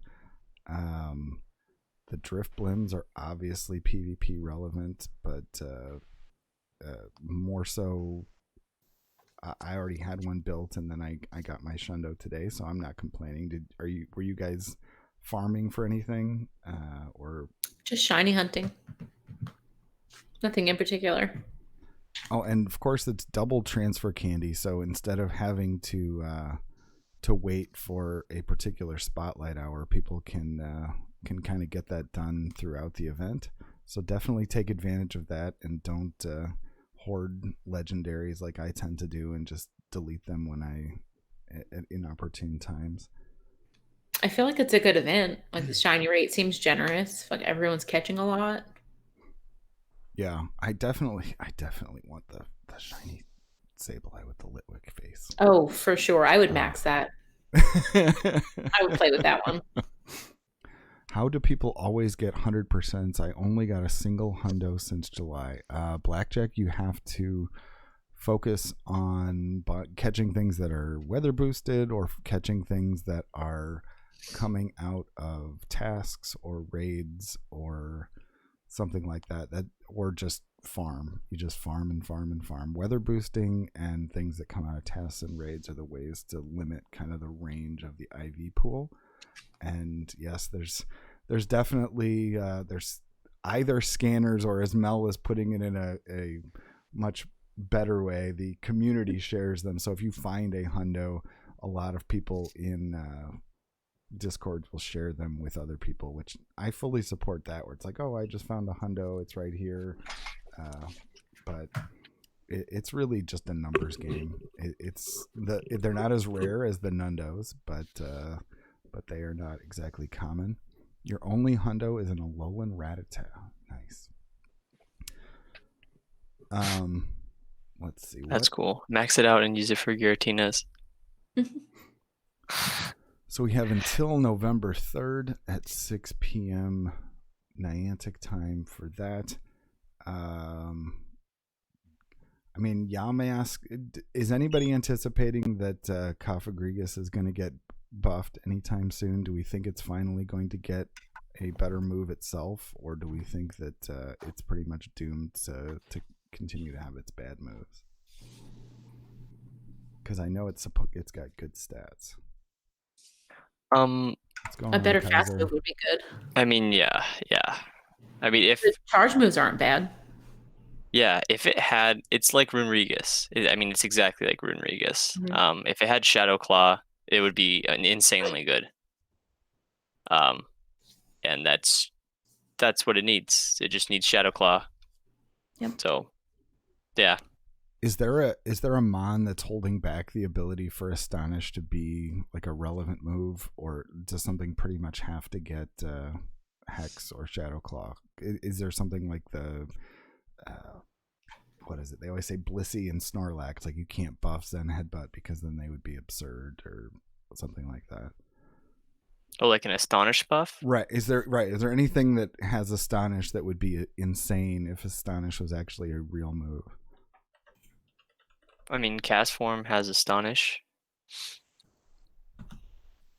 It also has Hex, though. Yeah, I can't imagine that would be the issue.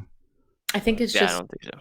not a great move. I think there's good moves, and they have to have some bad ones too, and that's just one of them.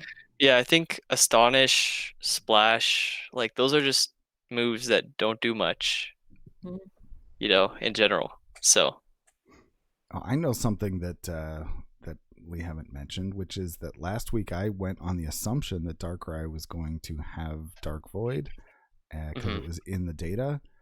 I don't know whether it was a conscious decision that they pushed that out in the data to kind of troll people or maybe just to get them excited, but it most certainly does not have it. So that's definitely put a damper on my interest in farming for Darkrai. I can't say. What do you guys think? I haven't done any. I just feel like I don't know. I have enough. I'm good. Yeah, I I didn't think even I've do done that. one. Yeah. I didn't even do that many the first time around. I just figure once that finally gets the move, I'll do plenty of them. But and the other thing that was it you, Ethan, that said you didn't even get the Mega Gengar event? It talks about, it says trainers who completed the Mega Buddy Challenge timed research will be able to participate in the exclusive timed research that will reward Gengar Mega Energy. And I do remember them talking about that at the time, but it probably falls into the same category of the saying Ponyta was going to be in eggs after it was in raids, where they aren't specific necessarily, or it kind of falls at like the bottom of a press release. That I don't think that too many people really understood that. I know my wife didn't get it. You said you didn't get it, and obviously you probably play the game far more than my wife. Yeah, I don't know. I just didn't read it, but I could have gotten it probably. But yeah, I missed out. It's fine. It's fine. I'm It's dead. probably one of the weirder mechanics, if you're asking me. Like I don't have a problem with them rewarding different people different things, but the idea of saying this set of tasks that you can do for something else will only be available if you did some other set of tasks at a completely different time, it seems like a stretch. I mean, honestly, it just goes back to the whole conversation of we're supposed to be inside. They're promoting these events where they're much better outside, but we're supposed to be inside. And they're like, no, but you should go. This is John Hankey. Ready? I'm gonna do an impression of him real quick. This isn't a mockery. It's just an impression. He's like, oh well, walking is super good for people. It gets them thinking and it gets them outside and they get to clear their minds and stuff. This is coronavirus, John Hankey. Mr. Hankey, this is coronavirus. I know you're disappointed that you don't get to catch your Tentacruel right now because California's not raining. Actually, it's raining right now. Interesting. Right when I said that, man, they're listening to me. But like I don't know. I think we're supposed to be inside. And he's all over Twitter, like really pushing the idea of like going outside during the pandemic. And I get it. Like I'm an outside person. I'm not taking on the role of Max Bell. I'm an outside person. Like I want to be outside. This isn't the time to be outside. There are times to be outside. This isn't the time to be outside. And they don't get it. Just like they don't get the fact that not the entire world can go outside. So man, it's a very nuanced and difficult topic, and I personally think it's not the worst thing that they try and maintain some part of the going places part of the thing. But you know what really strikes me though is that like they didn't really need to take away, they didn't need to nerf the gifts, they didn't need to nerf a lot of stuff. Like they really need to take the focus away from locations. Being outside is fine, moving is fine, but it's about picking and choosing where you are. And most of the places that are Pokestops are going to be directly inverse to the places you should actually go. The more Pokestops there are, the more people are probably there, and the less likely you should be outside. The less Pokestops there are, the less likely you are to actually run into somebody if you go outside and walk and do something healthy and are in a safe environment. So what could they do to kind of reverse that? They could easily go back to the situation we had with gifts, where there were tons of Pokeballs coming out of gifts, to manage that problem. But what could they do to rebalance the game to say, walking is rewarded, but going to locations specifically right now is not? Revert back to what they started doing during the pandemic, which was the incense was buffed. I don't know. I just think that they need to revert everything back to what they had originally, because that's what we're doing right now in Riverside. We're reverting back to purple stage. So I feel like whatever they had originally for purple stage, that's what it should be. So I don't know. That's what I feel, at least. Like I get the whole like trying to keep the game, like the sense of the game alive, like the go outside and like explore and stuff. Like I totally understand that, but like some communities just can't do that right now. So do you think that they would be more willing to say take you could even see a situation, I would say, where you could just turn off all Pokestops. You could just turn them off and just focus on the movement part. But do you think if they weren't pushing so hard to get this AR feature going, that maybe they'd be more likely to do that? And the sponsorship kind of stuff, do you think those are the things preventing them from I mean, it really doesn't feel completely outrageous for them to just turn Pokestops off right now. yeah. No, I feel like agree. a lot of people would be super upset if they turned all the Pokestops off. Like for me personally, when we were quarantining, one of the things that we were able to do as a family was give our kids their tablets or extra old phones of ours, put them on their Pokemon accounts and drive around and give them something to do that wasn't in this house. That was something that we could do in our car as a family, still quarantining, but just driving around and hitting Pokestops and catching stuff.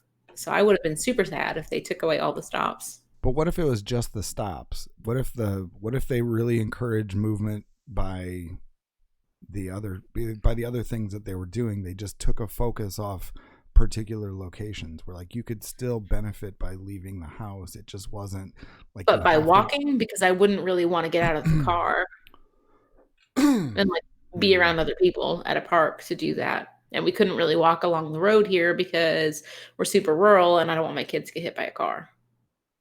Right.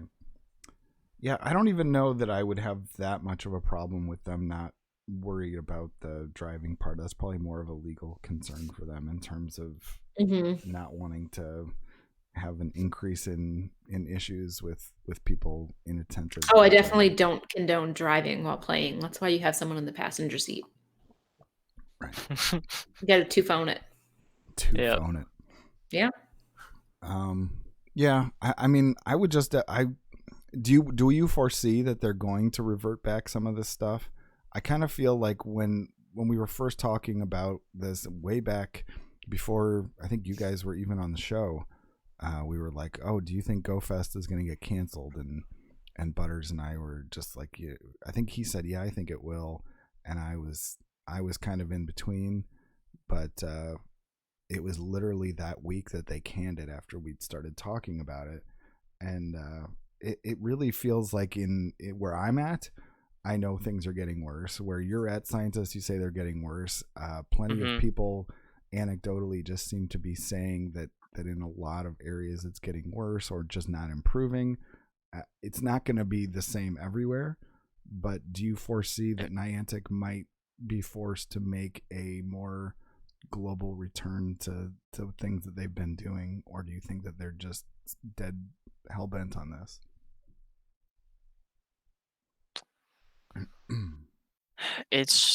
I don't know. I think that they might revert. I think that they might actually like take a good look at what's been happening, especially if things like, I'm pretty sure we'll be talking in a month or so, or like a month and a half or so.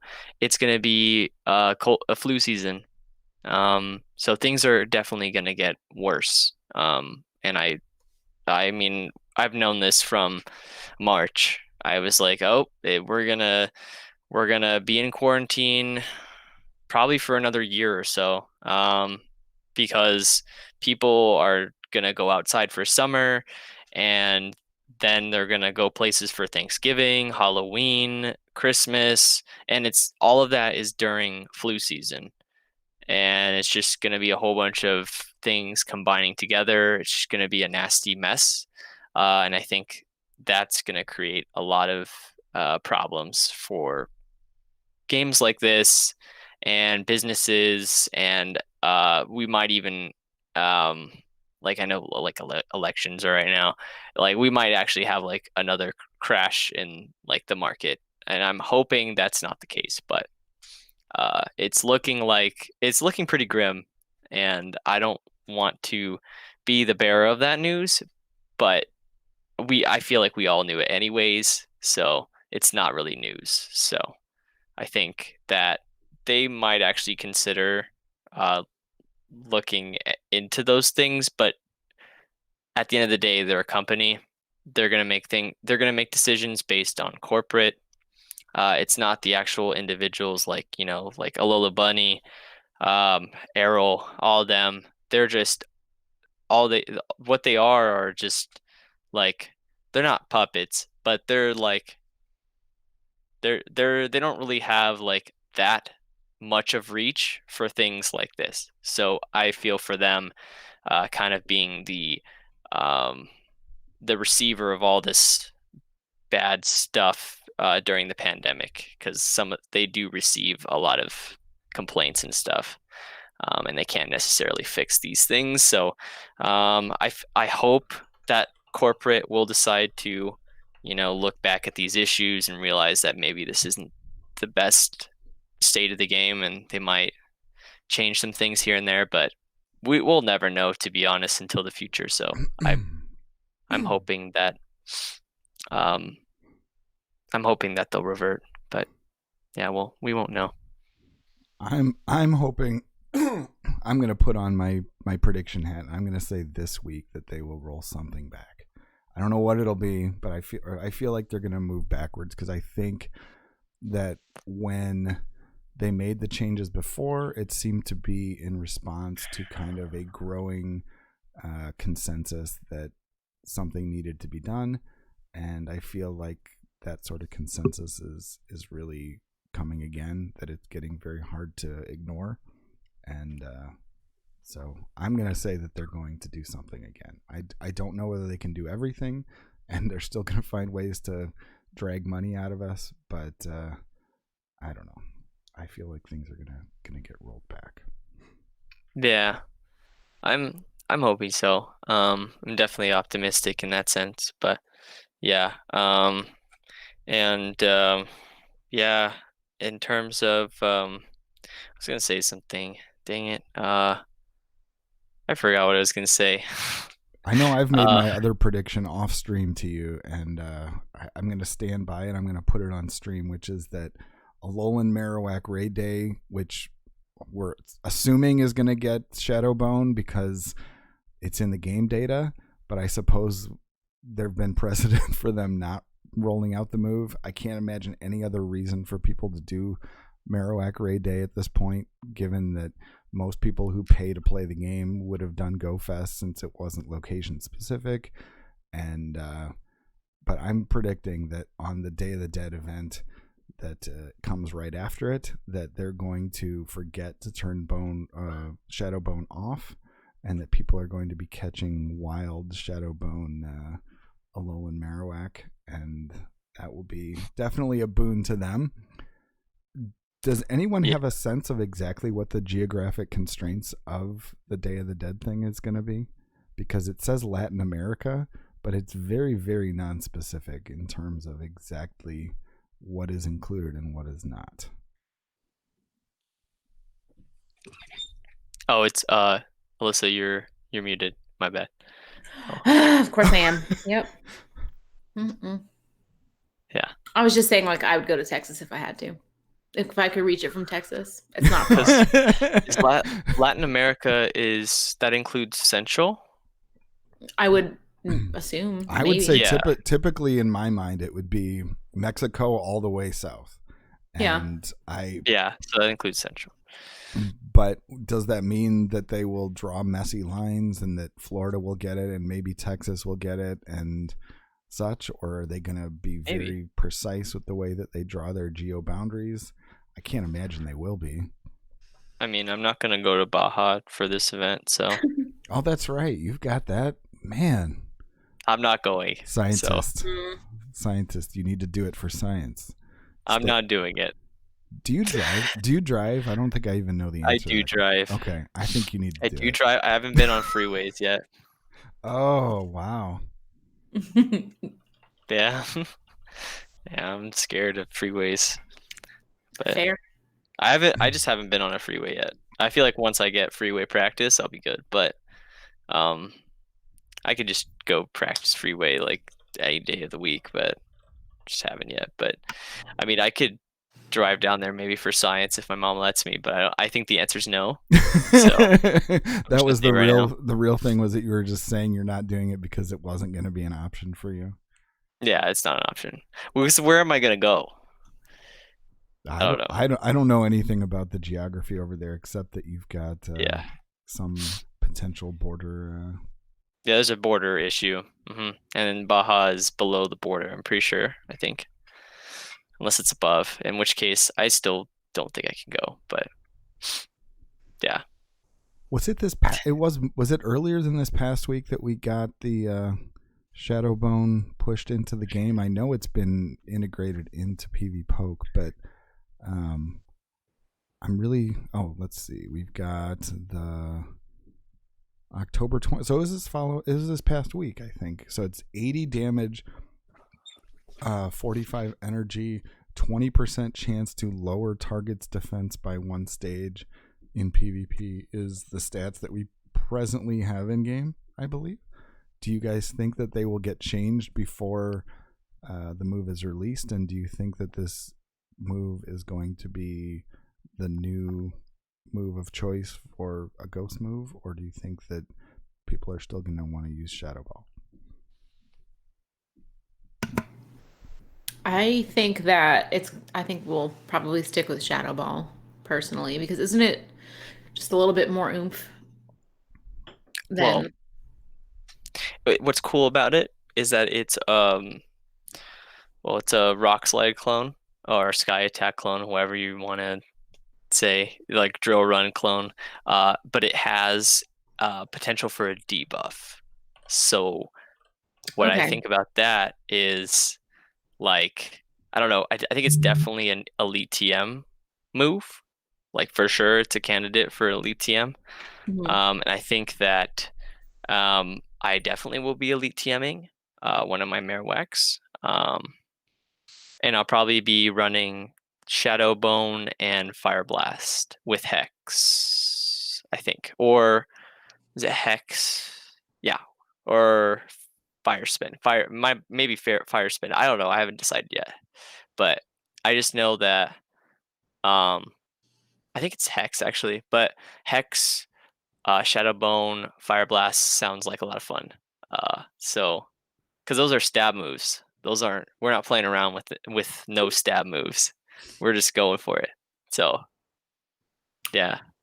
I do like the debuff chance. That's always good.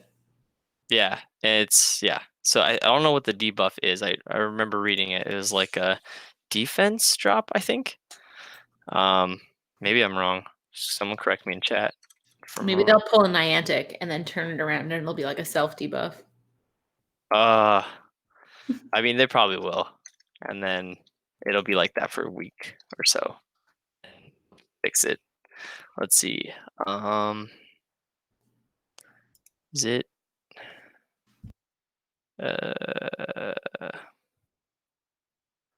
I do not see. Oh, yeah, 20% chance to. Oh, is that? Did I read that incorrectly on the announcement, or does Game Press have the wrong info? Because it says 20% chance to increase defensive opponent. That sounds horrible. I told you, though. I just said it. You heard it here first. That's so weird. Wait, I thought it said debuff. Wait, did you? So that's Game Press, though. I don't know. I don't know if I trust Game Press. Well, I mean, I think they not put that out as like a troll or something like that, because there was the instance where we did have moves that were accidentally buffing your opponent. I don't really trust Game Press as a resource. Sorry to all the people that trust Game Press as a resource. Sorry to all those people who put their effort into Game Press. Sorry. Yes, you are I mean, Game Press isn't bad. It's just, sorry, it's wrong. It sucks. Man, where did they put the announcement? Because I can't find it now. I mean, I could just go to. They haven't announced it in the game. It was just Pokeminers. It was just mined, and you know, the two questions are whether it changes and whether AWAC is the only thing that gets it, I guess. I think it is. It should be. That makes sense. Let me see. Let me actually find the correct move info. Oh, there it is. So 20% chance to lower defense by 1 stage. So it was right. Yeah. So we're good. The debuff, 20% chance. Not increase. Game Press. If there's anyone here working for Game Press, update Game Press. Got you. Yeah. But it's a Rock Slide, Drill Run, Sky Attack clone. And it has a chance of a debuff. It's the only one that has a chance of a debuff. So that's awesome. I mean, it sounds like fun to play with.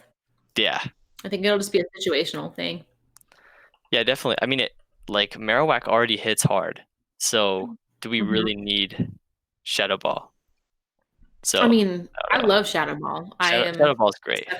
Yeah, it's so nice it's just such good damage for almost everything. Mm-hmm. I don't know. It hurts my heart to think about getting rid of it. But you could have Fire Blast. I mean, okay. Yeah, that's fair. I have to say the one thing that's kind of crazy about it, though, is that Marowak is already something that has so many variations. It feels like Marowak has always been good, and it just keeps getting more love. So I wonder if it really can bear to have one more good move. That's a good point. I mean, it's like, yeah.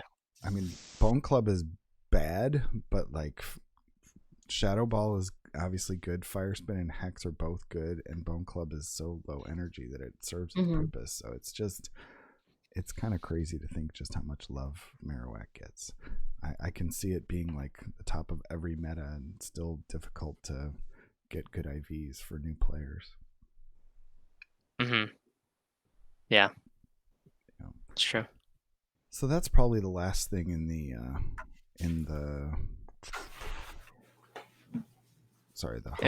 Halloween event. Halloween Cup. That was relevant. I mean, the Halloween Cup is certainly relevant. We kind of touched on that.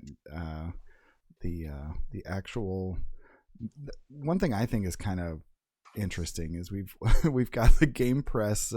Speaking of Game Press again, we've got their meta simplified guide, and like I look at that and I'm kind of like that would make Hero Vange cringe. I feel like he needs to like, you know, come and like rip that apart, because it's literally got 5 Pokemon on it, and they're just kind of in a circle with your Azu, your AWAC, your Mawile, Galvantula, and Beedrill. And you're just like, I don't think a lot of people have Mawiles built. I mean, I do, but you know, a lot of your casuals don't have it, and I'm a casual. It's a very expensive thing to build, and it's not the world's most effective thing. So I feel like a lot of people will not be running Mawile, and I mean, there's certainly the Poke AK effect where it was popularized, but it's not like Poke AK isn't gonna get me to power up a Mawile. I'm sorry, I'm a casual. But they literally have 5 Mons on the left. And then on the right, they have core breakers that consist of like 20 picks or something like that. And it almost, I don't even understand the graphic at all. Like, I feel like this, instead of being a meta simplified, like this is a meta grossly simplified guide. And has anybody seen a good one?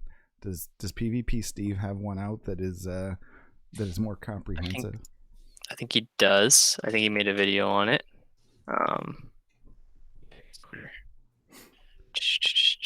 because I feel like when you designate like half, like not even half, it's like you designate this huge chunk of the field as core breakers, and you just talk about these being the meta, that you really don't simplify anything. You just confuse people. Like, why would I use this, or why would I use that?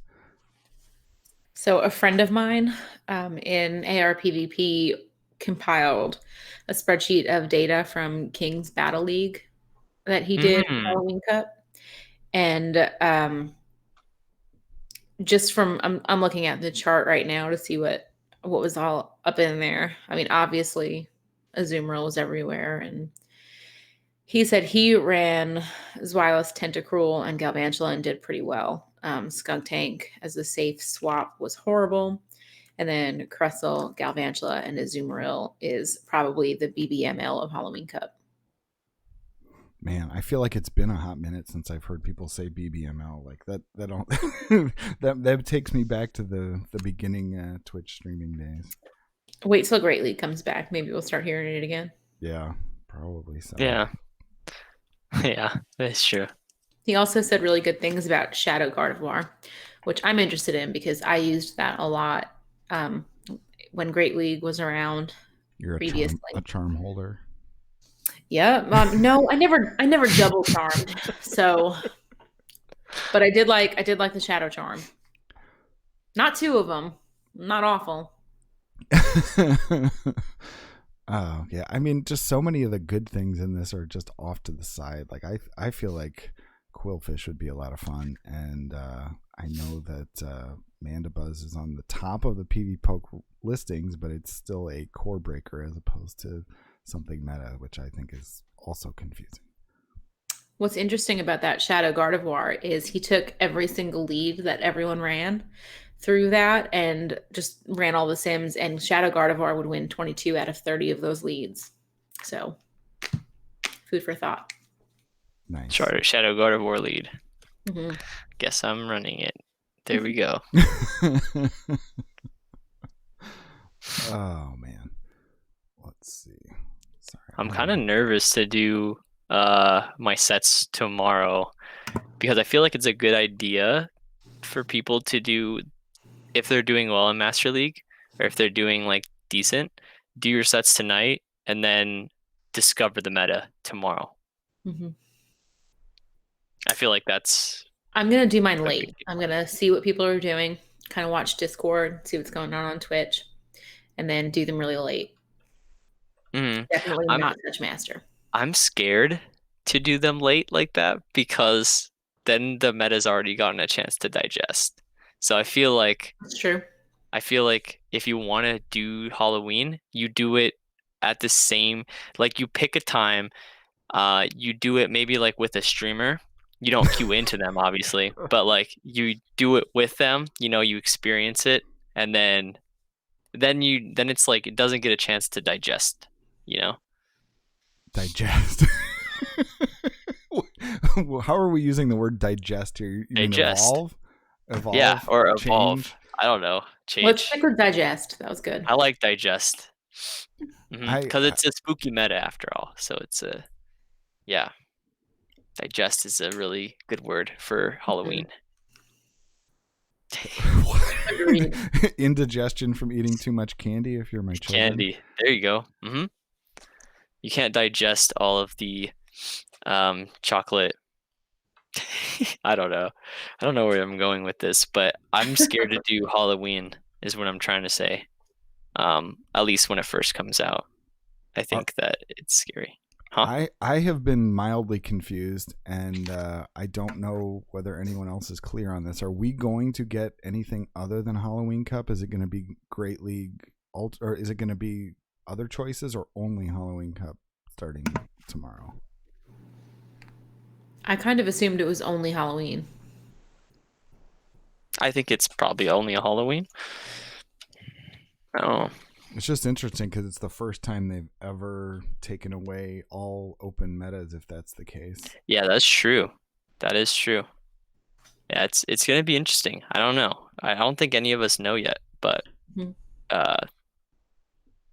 yeah, I mean, if it's just Halloween, Good luck to people that succeeded in Masters. Yeah, that's all. That's all I have to say. Yeah. I'm looking at Sylph. I thought maybe they had completely updated the egg pool, but it looks like they don't even list the 7Ks, do they? Or do they? Yeah, they do. Yeah. All right, they just have things as unconfirmed Galarian Ponyta. But we had the updates to the eggs that are there better rates on XU now, or is it just the same? Because I know that they've pushed out Phoebus, some of the things that people complain about. The 10K eggs overall look better, but still have things like Shinx and Pharaoh Seed and Clink in them. But I wish there were better things for Axew. If there is, that's cool. I don't know. RKOP is saying that Axew's just there. I don't know if you want to further that, RK. It always just seems like there's a point in time where the things that are rare in the eggs go from being obscenely rare to just popping up all over the place, whether it was a Munchlax or a Riolu or a Chingling, those kind of things, where you just start like getting a Phoebus, where things you just get way too many of something you never used to be able to get before. And I'm curious whether anyone has experienced that Axew has increased. I know that I just haven't had any 10K eggs to really test. Were there any egg exclusive Pokemon? I'm trying to think of like back in like the Gen 1 egg pool days. Were there any Pokemon that were egg exclusive then that are not egg exclusive anymore? I'm trying to think about that. They were not. I can't remember anything being egg exclusive. I remember. I mean, Lapras was primarily in eggs, but I don't think it was non-existent in the wild. Yeah, no, I think it was existent. Yeah, because I'm trying to think like, what if they release like Riolu and the like babies? You know, that would be so cool.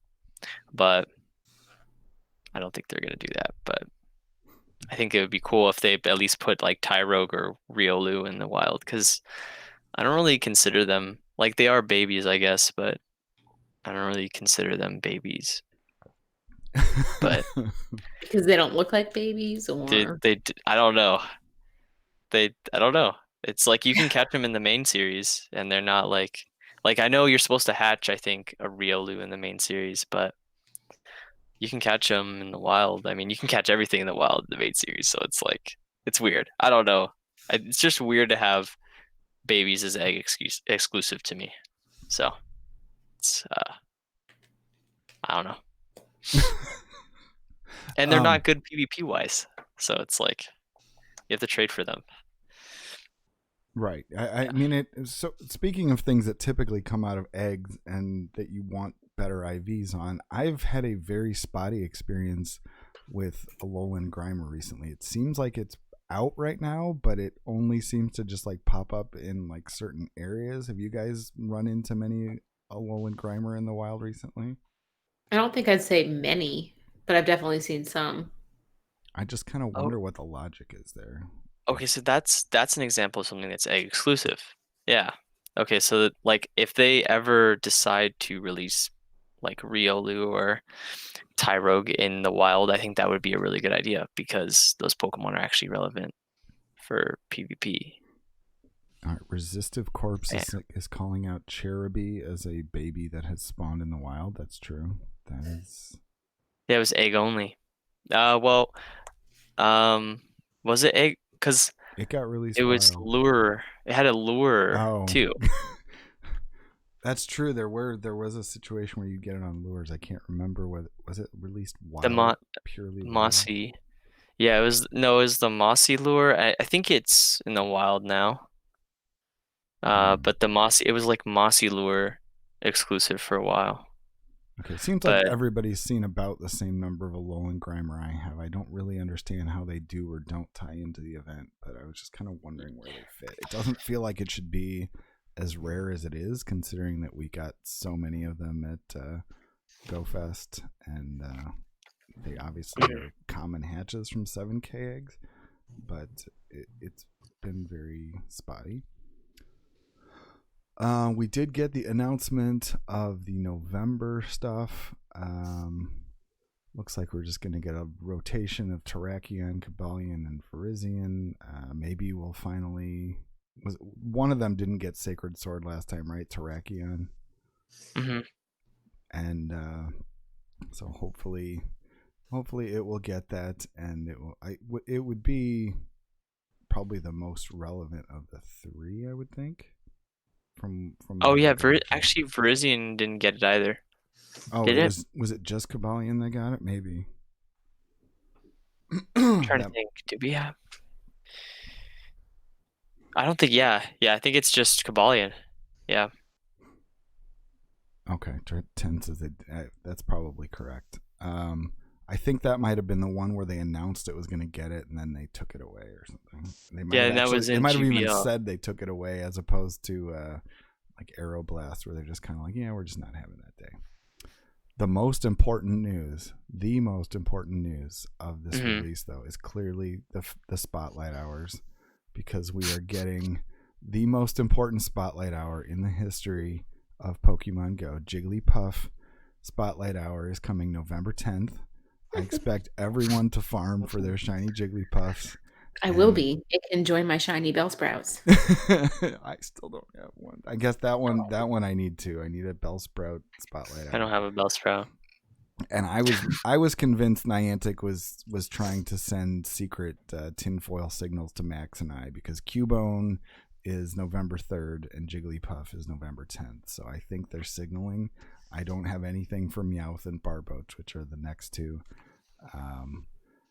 None of those. Meowth and Barboach. Yeah, like Gross. Meowth really feels like it should not get a Spotlight Hour. Meowth has already had a whole event.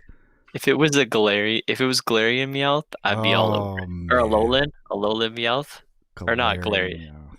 Galarian and Meowth, I'd be all over that. But Alolan Meowth, I would also be all over that. So, Niantic, if you are listening, please change the November 17th Spotlight Hour to Galarian Meowth. Galarian Meowth would be so good. It would be so nice if it was all of the different Meowths. Yeah, honestly, just Meowth. Like, Meowth. Like, don't even put a label on it, just Meowth. Not Kanto, not Galarian, just Meowth. I mean, it does say Meowth. It doesn't say Kanto. But I think from previous experience, we know that they really did not give us anything other than Kanto Geodude when they said Geodude. And I'm not holding my breath. Barboach is nice. Still need a good Whiscash. He said, yeah, I mean, there have been so many events where Barboach was out in good numbers, even when not weather boosted. I don't know whether I need another one. I would like a PvP one that's shiny, though. I have a really bad shiny one. I don't need any more Whiscash. I have like 3 that are Great League ready. One shiny, one was mediocre, and then I got a better one. So there are 3 currently. I mean, the shiny one could be better, so I'll still play it in hopes of getting a better shiny one. But I should probably start trying to trade those to people who could use a second moved one. Right. And they had announced in this same release that Darkrai was going to be coming out, which has happened.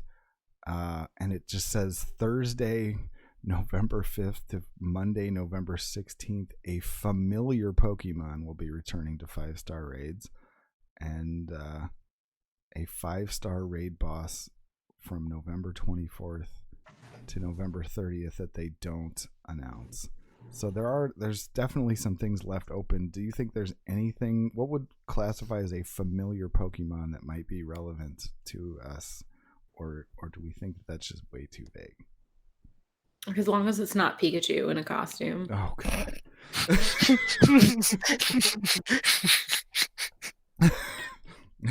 Ethan, do you want to take the counterpoint that would be exactly what we need? Yes. I'll go Ponyta hard for that. Yeah, I'll just definitely send Niantic those mixed signals of why are we actually doing this raid, but then this one guy actually enjoys it, so we have to. I guess it's good. But no, I think I'm really hoping that it's Dialga, but I don't think it's gonna be. So forget that I said that, guys. I just typed up nothing. Why do you want Dialga to be do you want it to be Dialga with a new move, or do you want it No, just I mean it doesn't have to have Roar of Time. If it has Roar of Time, like we already have Draco. Like Draco Meteor is pretty good. Roar of Time would be even better, but I think we just need Dialga because we had it for GoFest, but it was like we had so many things for GoFest. We were overloaded. We were bombarded with things on GoFest. We had shadows, spods, raids. Like you have to pick and choose what you want to do. And I feel like a lot of people went the spawn route. I definitely went the spawn route and the shadows route than like raids. So I don't know. I definitely didn't do as many raids as I'd like. And if I was gonna do more raids during GoFest, it would have had to like I wouldn't have gotten any sleep. So I didn't do that. So yeah, I think we definitely are overdue for some more Dialga. Just because like there are still people out there that don't have Dialgas, like newer players, or even like players that have been playing for a long time that still don't have a good one. And I would raid a lot for it. I don't. Do you guys? You guys are set with Dialgas, huh? So No. many set. I Very mean, set. I have some. There's none of them are good. Okay, so you and I then. I have a couple lucky ones, I think. Oh, you have a couple. I've made many lucky trades and never come away with a good one. So How many is many? Can we? like 5 or 6. Like Oh, that's many. Okay. specific lucky trades where I'm I'm like, not gonna say. please give me a Dialga. What you've done Okay. more? Okay, mine's not perfect, but it's 15, 15, 13, and that's good enough for me. I'm not gonna say. I'm not I gonna... would take that. Oh, you did 38 of them or whatever, the same number as you did Ponyta's. Oh no, not that many. I'm not that crazy, but I definitely did like I did like 18. I think I wound up getting rid of some of mine, and I only have 8 left. That was the max I could allow myself to keep. Yeah, I think Dialga would be so good. I think it would be nice. Mewtwo would be good too. So I think Mewtwo's a really good guess. I see chat talking about Mewtwo. I could definitely see that being the familiar Pokemon. Everyone knows who it is. We'd all probably be relatively excited about it. Most of the local raiders are really into Mewtwo. You know, it'd be an even. Wait, I'm sorry. I was just gonna say, would they give it yet another different move other than Shadow Ball or Psystrike, or would they roll it out with something else? I don't know. I mean, Mewtwo in the main series can learn essentially anything, right? So I would assume they could give it any number of things that would be interesting. I mean, I don't know. Especially if they could throw it into the Elite TM pool and make people use the second Elite TM on one they'd already given Psystrike and Shadow Ball. It's just mean. Yeah, that is mean. I mean, does it have Future Sight? I don't know. Yeah, I'm not an expert on main series. I don't want to speak. No. It has Future Sight in the main series. But... You thought it was Mewtwo. I mean, I think that Mewtwo can learn like a huge variety. Well, in Pogo, I just didn't know if it has Future Sight. That's what I was wondering. Because it can learn it in the main series. That's why I asked. But no, I don't think it does have it in. So if it got Future Sight, then I don't know. I think Psystrike's better, but yeah, I don't think Future Sight would be anything spectacular. Something that I think would be really cool is if they made it so mythicals like Mew and Jirachi, since we had Mew for like 2 years now, what if they brought Mew in raids? That would be freaking. Oh yeah. Mhm. That would be Pog. Then That would- everybody who maxed out their Mews could finally have their day. Exactly. Yep. So I think that would be so nice. I think because I don't like we're all stuck with these terrible Mews, like except the good people, like the people that have the hundos. So and like 98s and stuff. So it would be nice to at least try to go for a good one. I would go so hard for Mew because I would go more than Ponyta hard for Mew. That is one Pokemon that I would go insanely hard for. Probably like second best to Dialga. But yeah, Mew is one of my favorite. He's my favorite mythical for sure. So It's so versatile. yeah, I love Mew.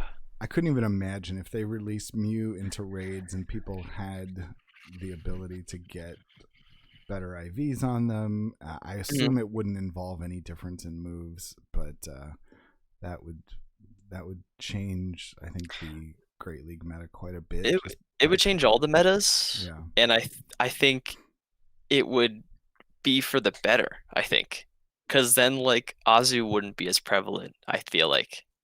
Because then you could like all these people with Mews, you know. Although Resistive Corpse makes a good point that if it was a raid, it might be too high anyway. Is that actually? Oh, that's though? true. I'm trying to. What's the level of the one that you get from? It was like 13 or 1200 CP.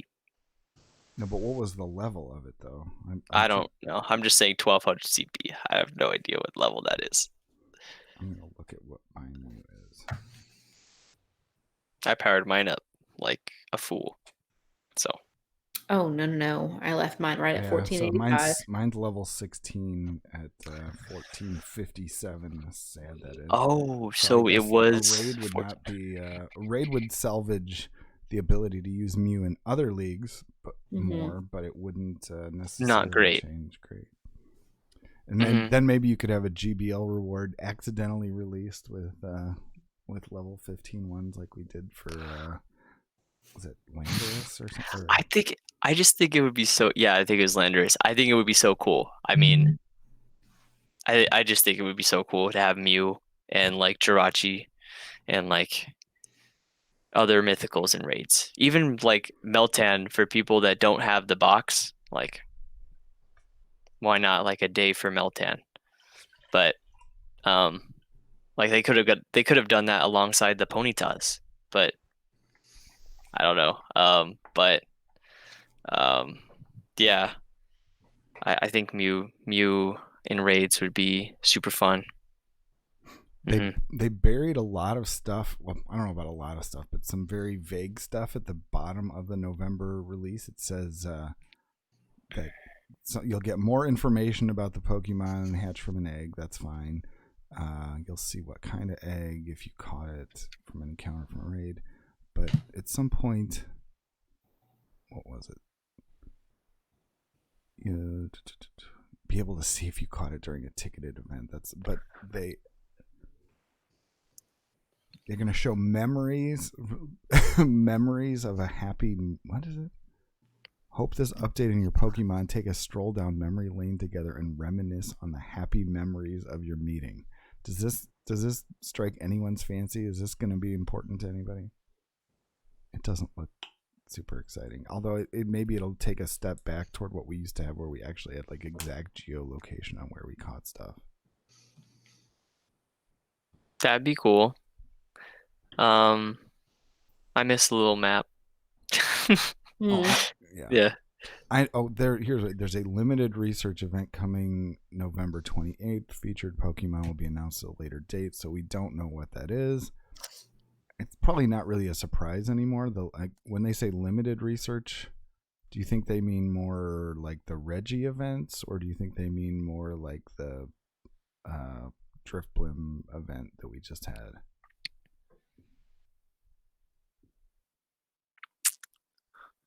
Kind of like the Drifblim, probably, right? Or like Ponyta, right? Because it's limited. I don't know. They're so vague. I have no idea what they mean anymore with words. So Mhm. yeah, I don't know what the words mean. Also speaking on that, I'm just putting this out there as a disclaimer. I don't think that Mew's going to be in raids, but I'm very hopeful. So I don't think the familiar face is Mew because they're probably going to just disappoint us, and I'm sad. But Maybe it'll be Pikachu in a Mew costume. then I'll go hard. Hmm. There you go. Yeah, I mean that's enticing for sure. But yeah, I don't know what it would be. Like besides Mewtwo and Mew, like I have no idea what else is familiar besides those two. I mean, this is for legendary raids, right? Like tier 5s? Yeah, I feel like it has to be Mewtwo. Yeah.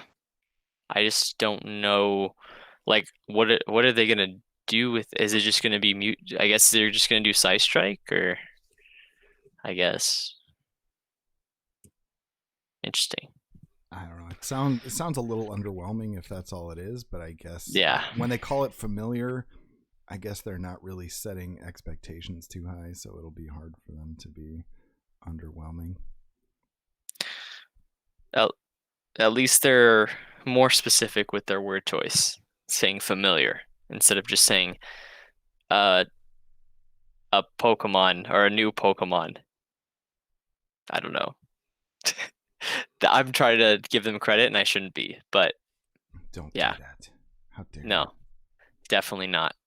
They need to be more specific with their words. They've always had this problem. We've talked about this, but yeah.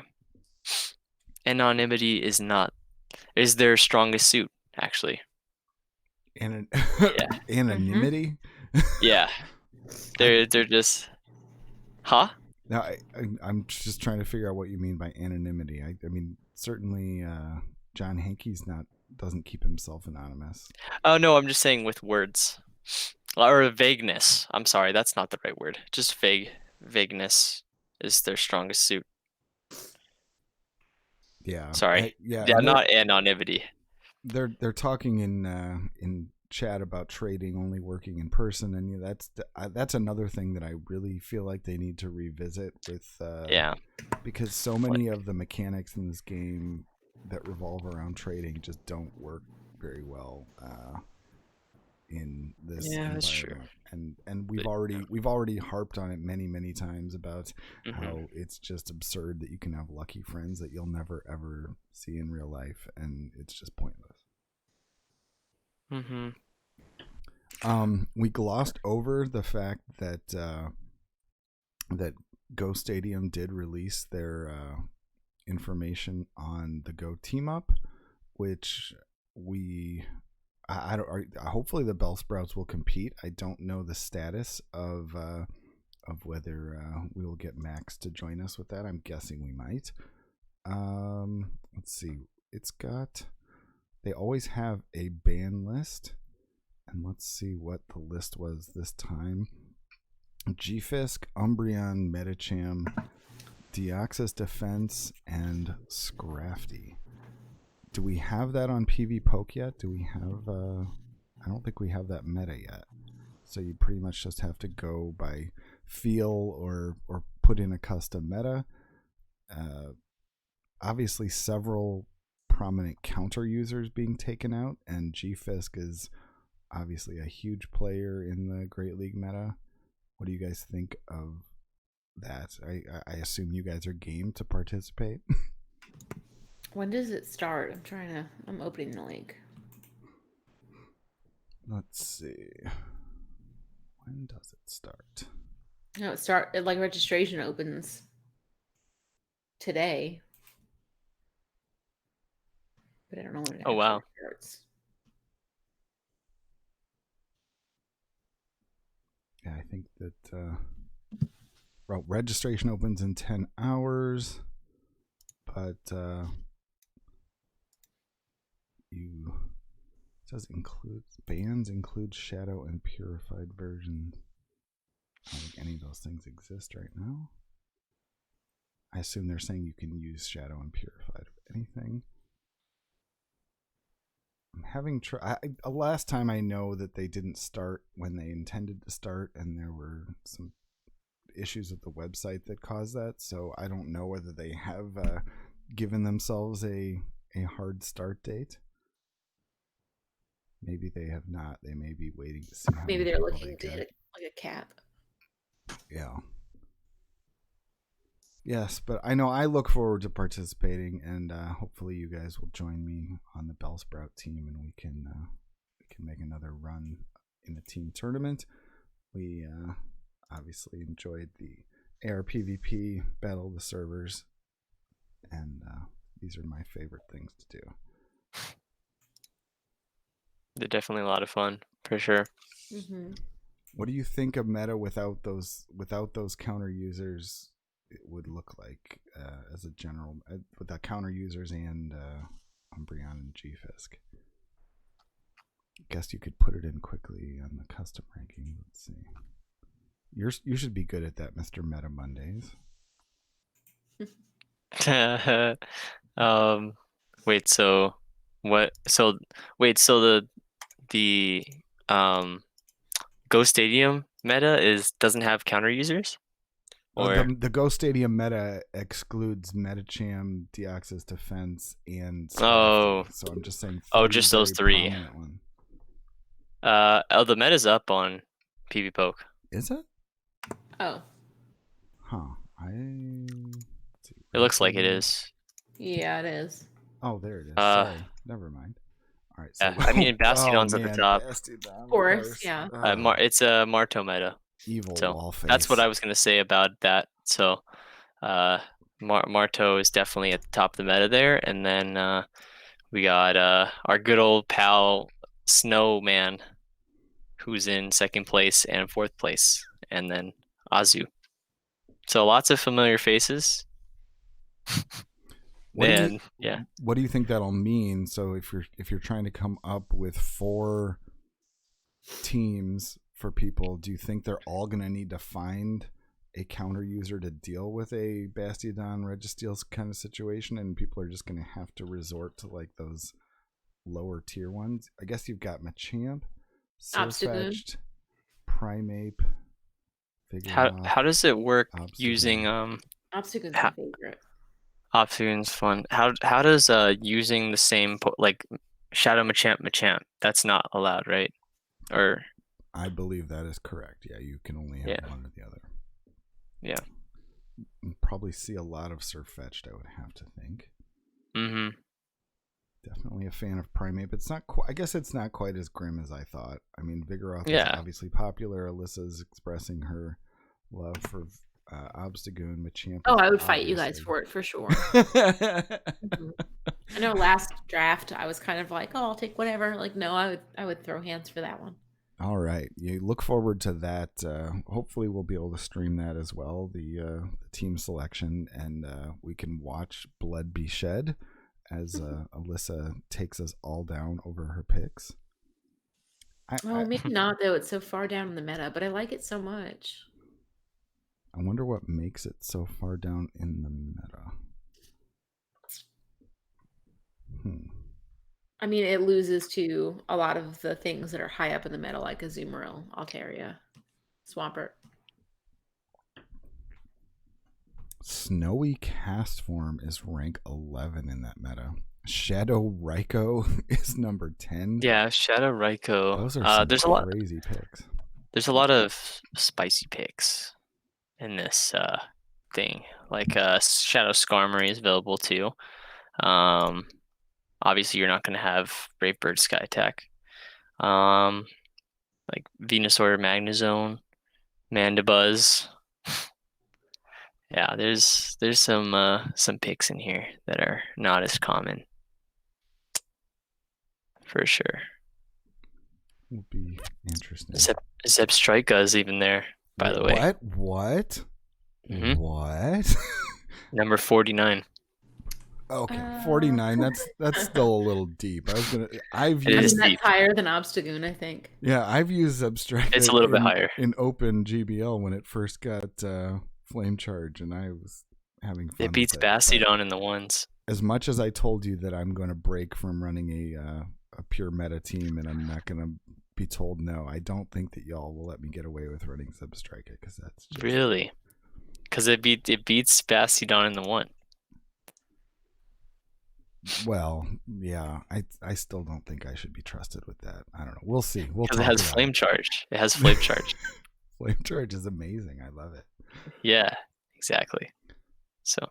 Oh man, it has been it's been just kind of a weird week in Pogo. Lots of random stuff going on, but I guess we will just see what Halloween Cup looks like tomorrow.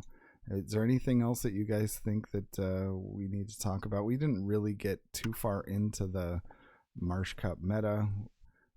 We looked, let's see, the Ghost Stadium early team guide suggests you have to have a Spooter, Mudboy or Caracosta, an anti-Spooter, which it classifies as Gallet. Oh, is Gallet or Galurk? The Galurk is the evolved one. Right? Galurk. Galurk, Galurk. AWAC, I don't know. Whimsicott or Crustle, anti-Mudboy, which is a large crowd, anti-Whimsicott or Flex, and a Generalist. Looks like it seems to definitely echo that there's going to be a lot of AWAC everywhere. It's probably going to depend in part on just how good Shadowbone is, whether it changes. I don't know. I guess it's a little bit early to say, but it will be interesting to see. I think we will be running a practice one this week on stream on Wednesday, whatever we call that, whether it's called Shoutcast School or something else. And definitely will be interested to see that as it develops. Hopefully it will be more to Alyssa's liking.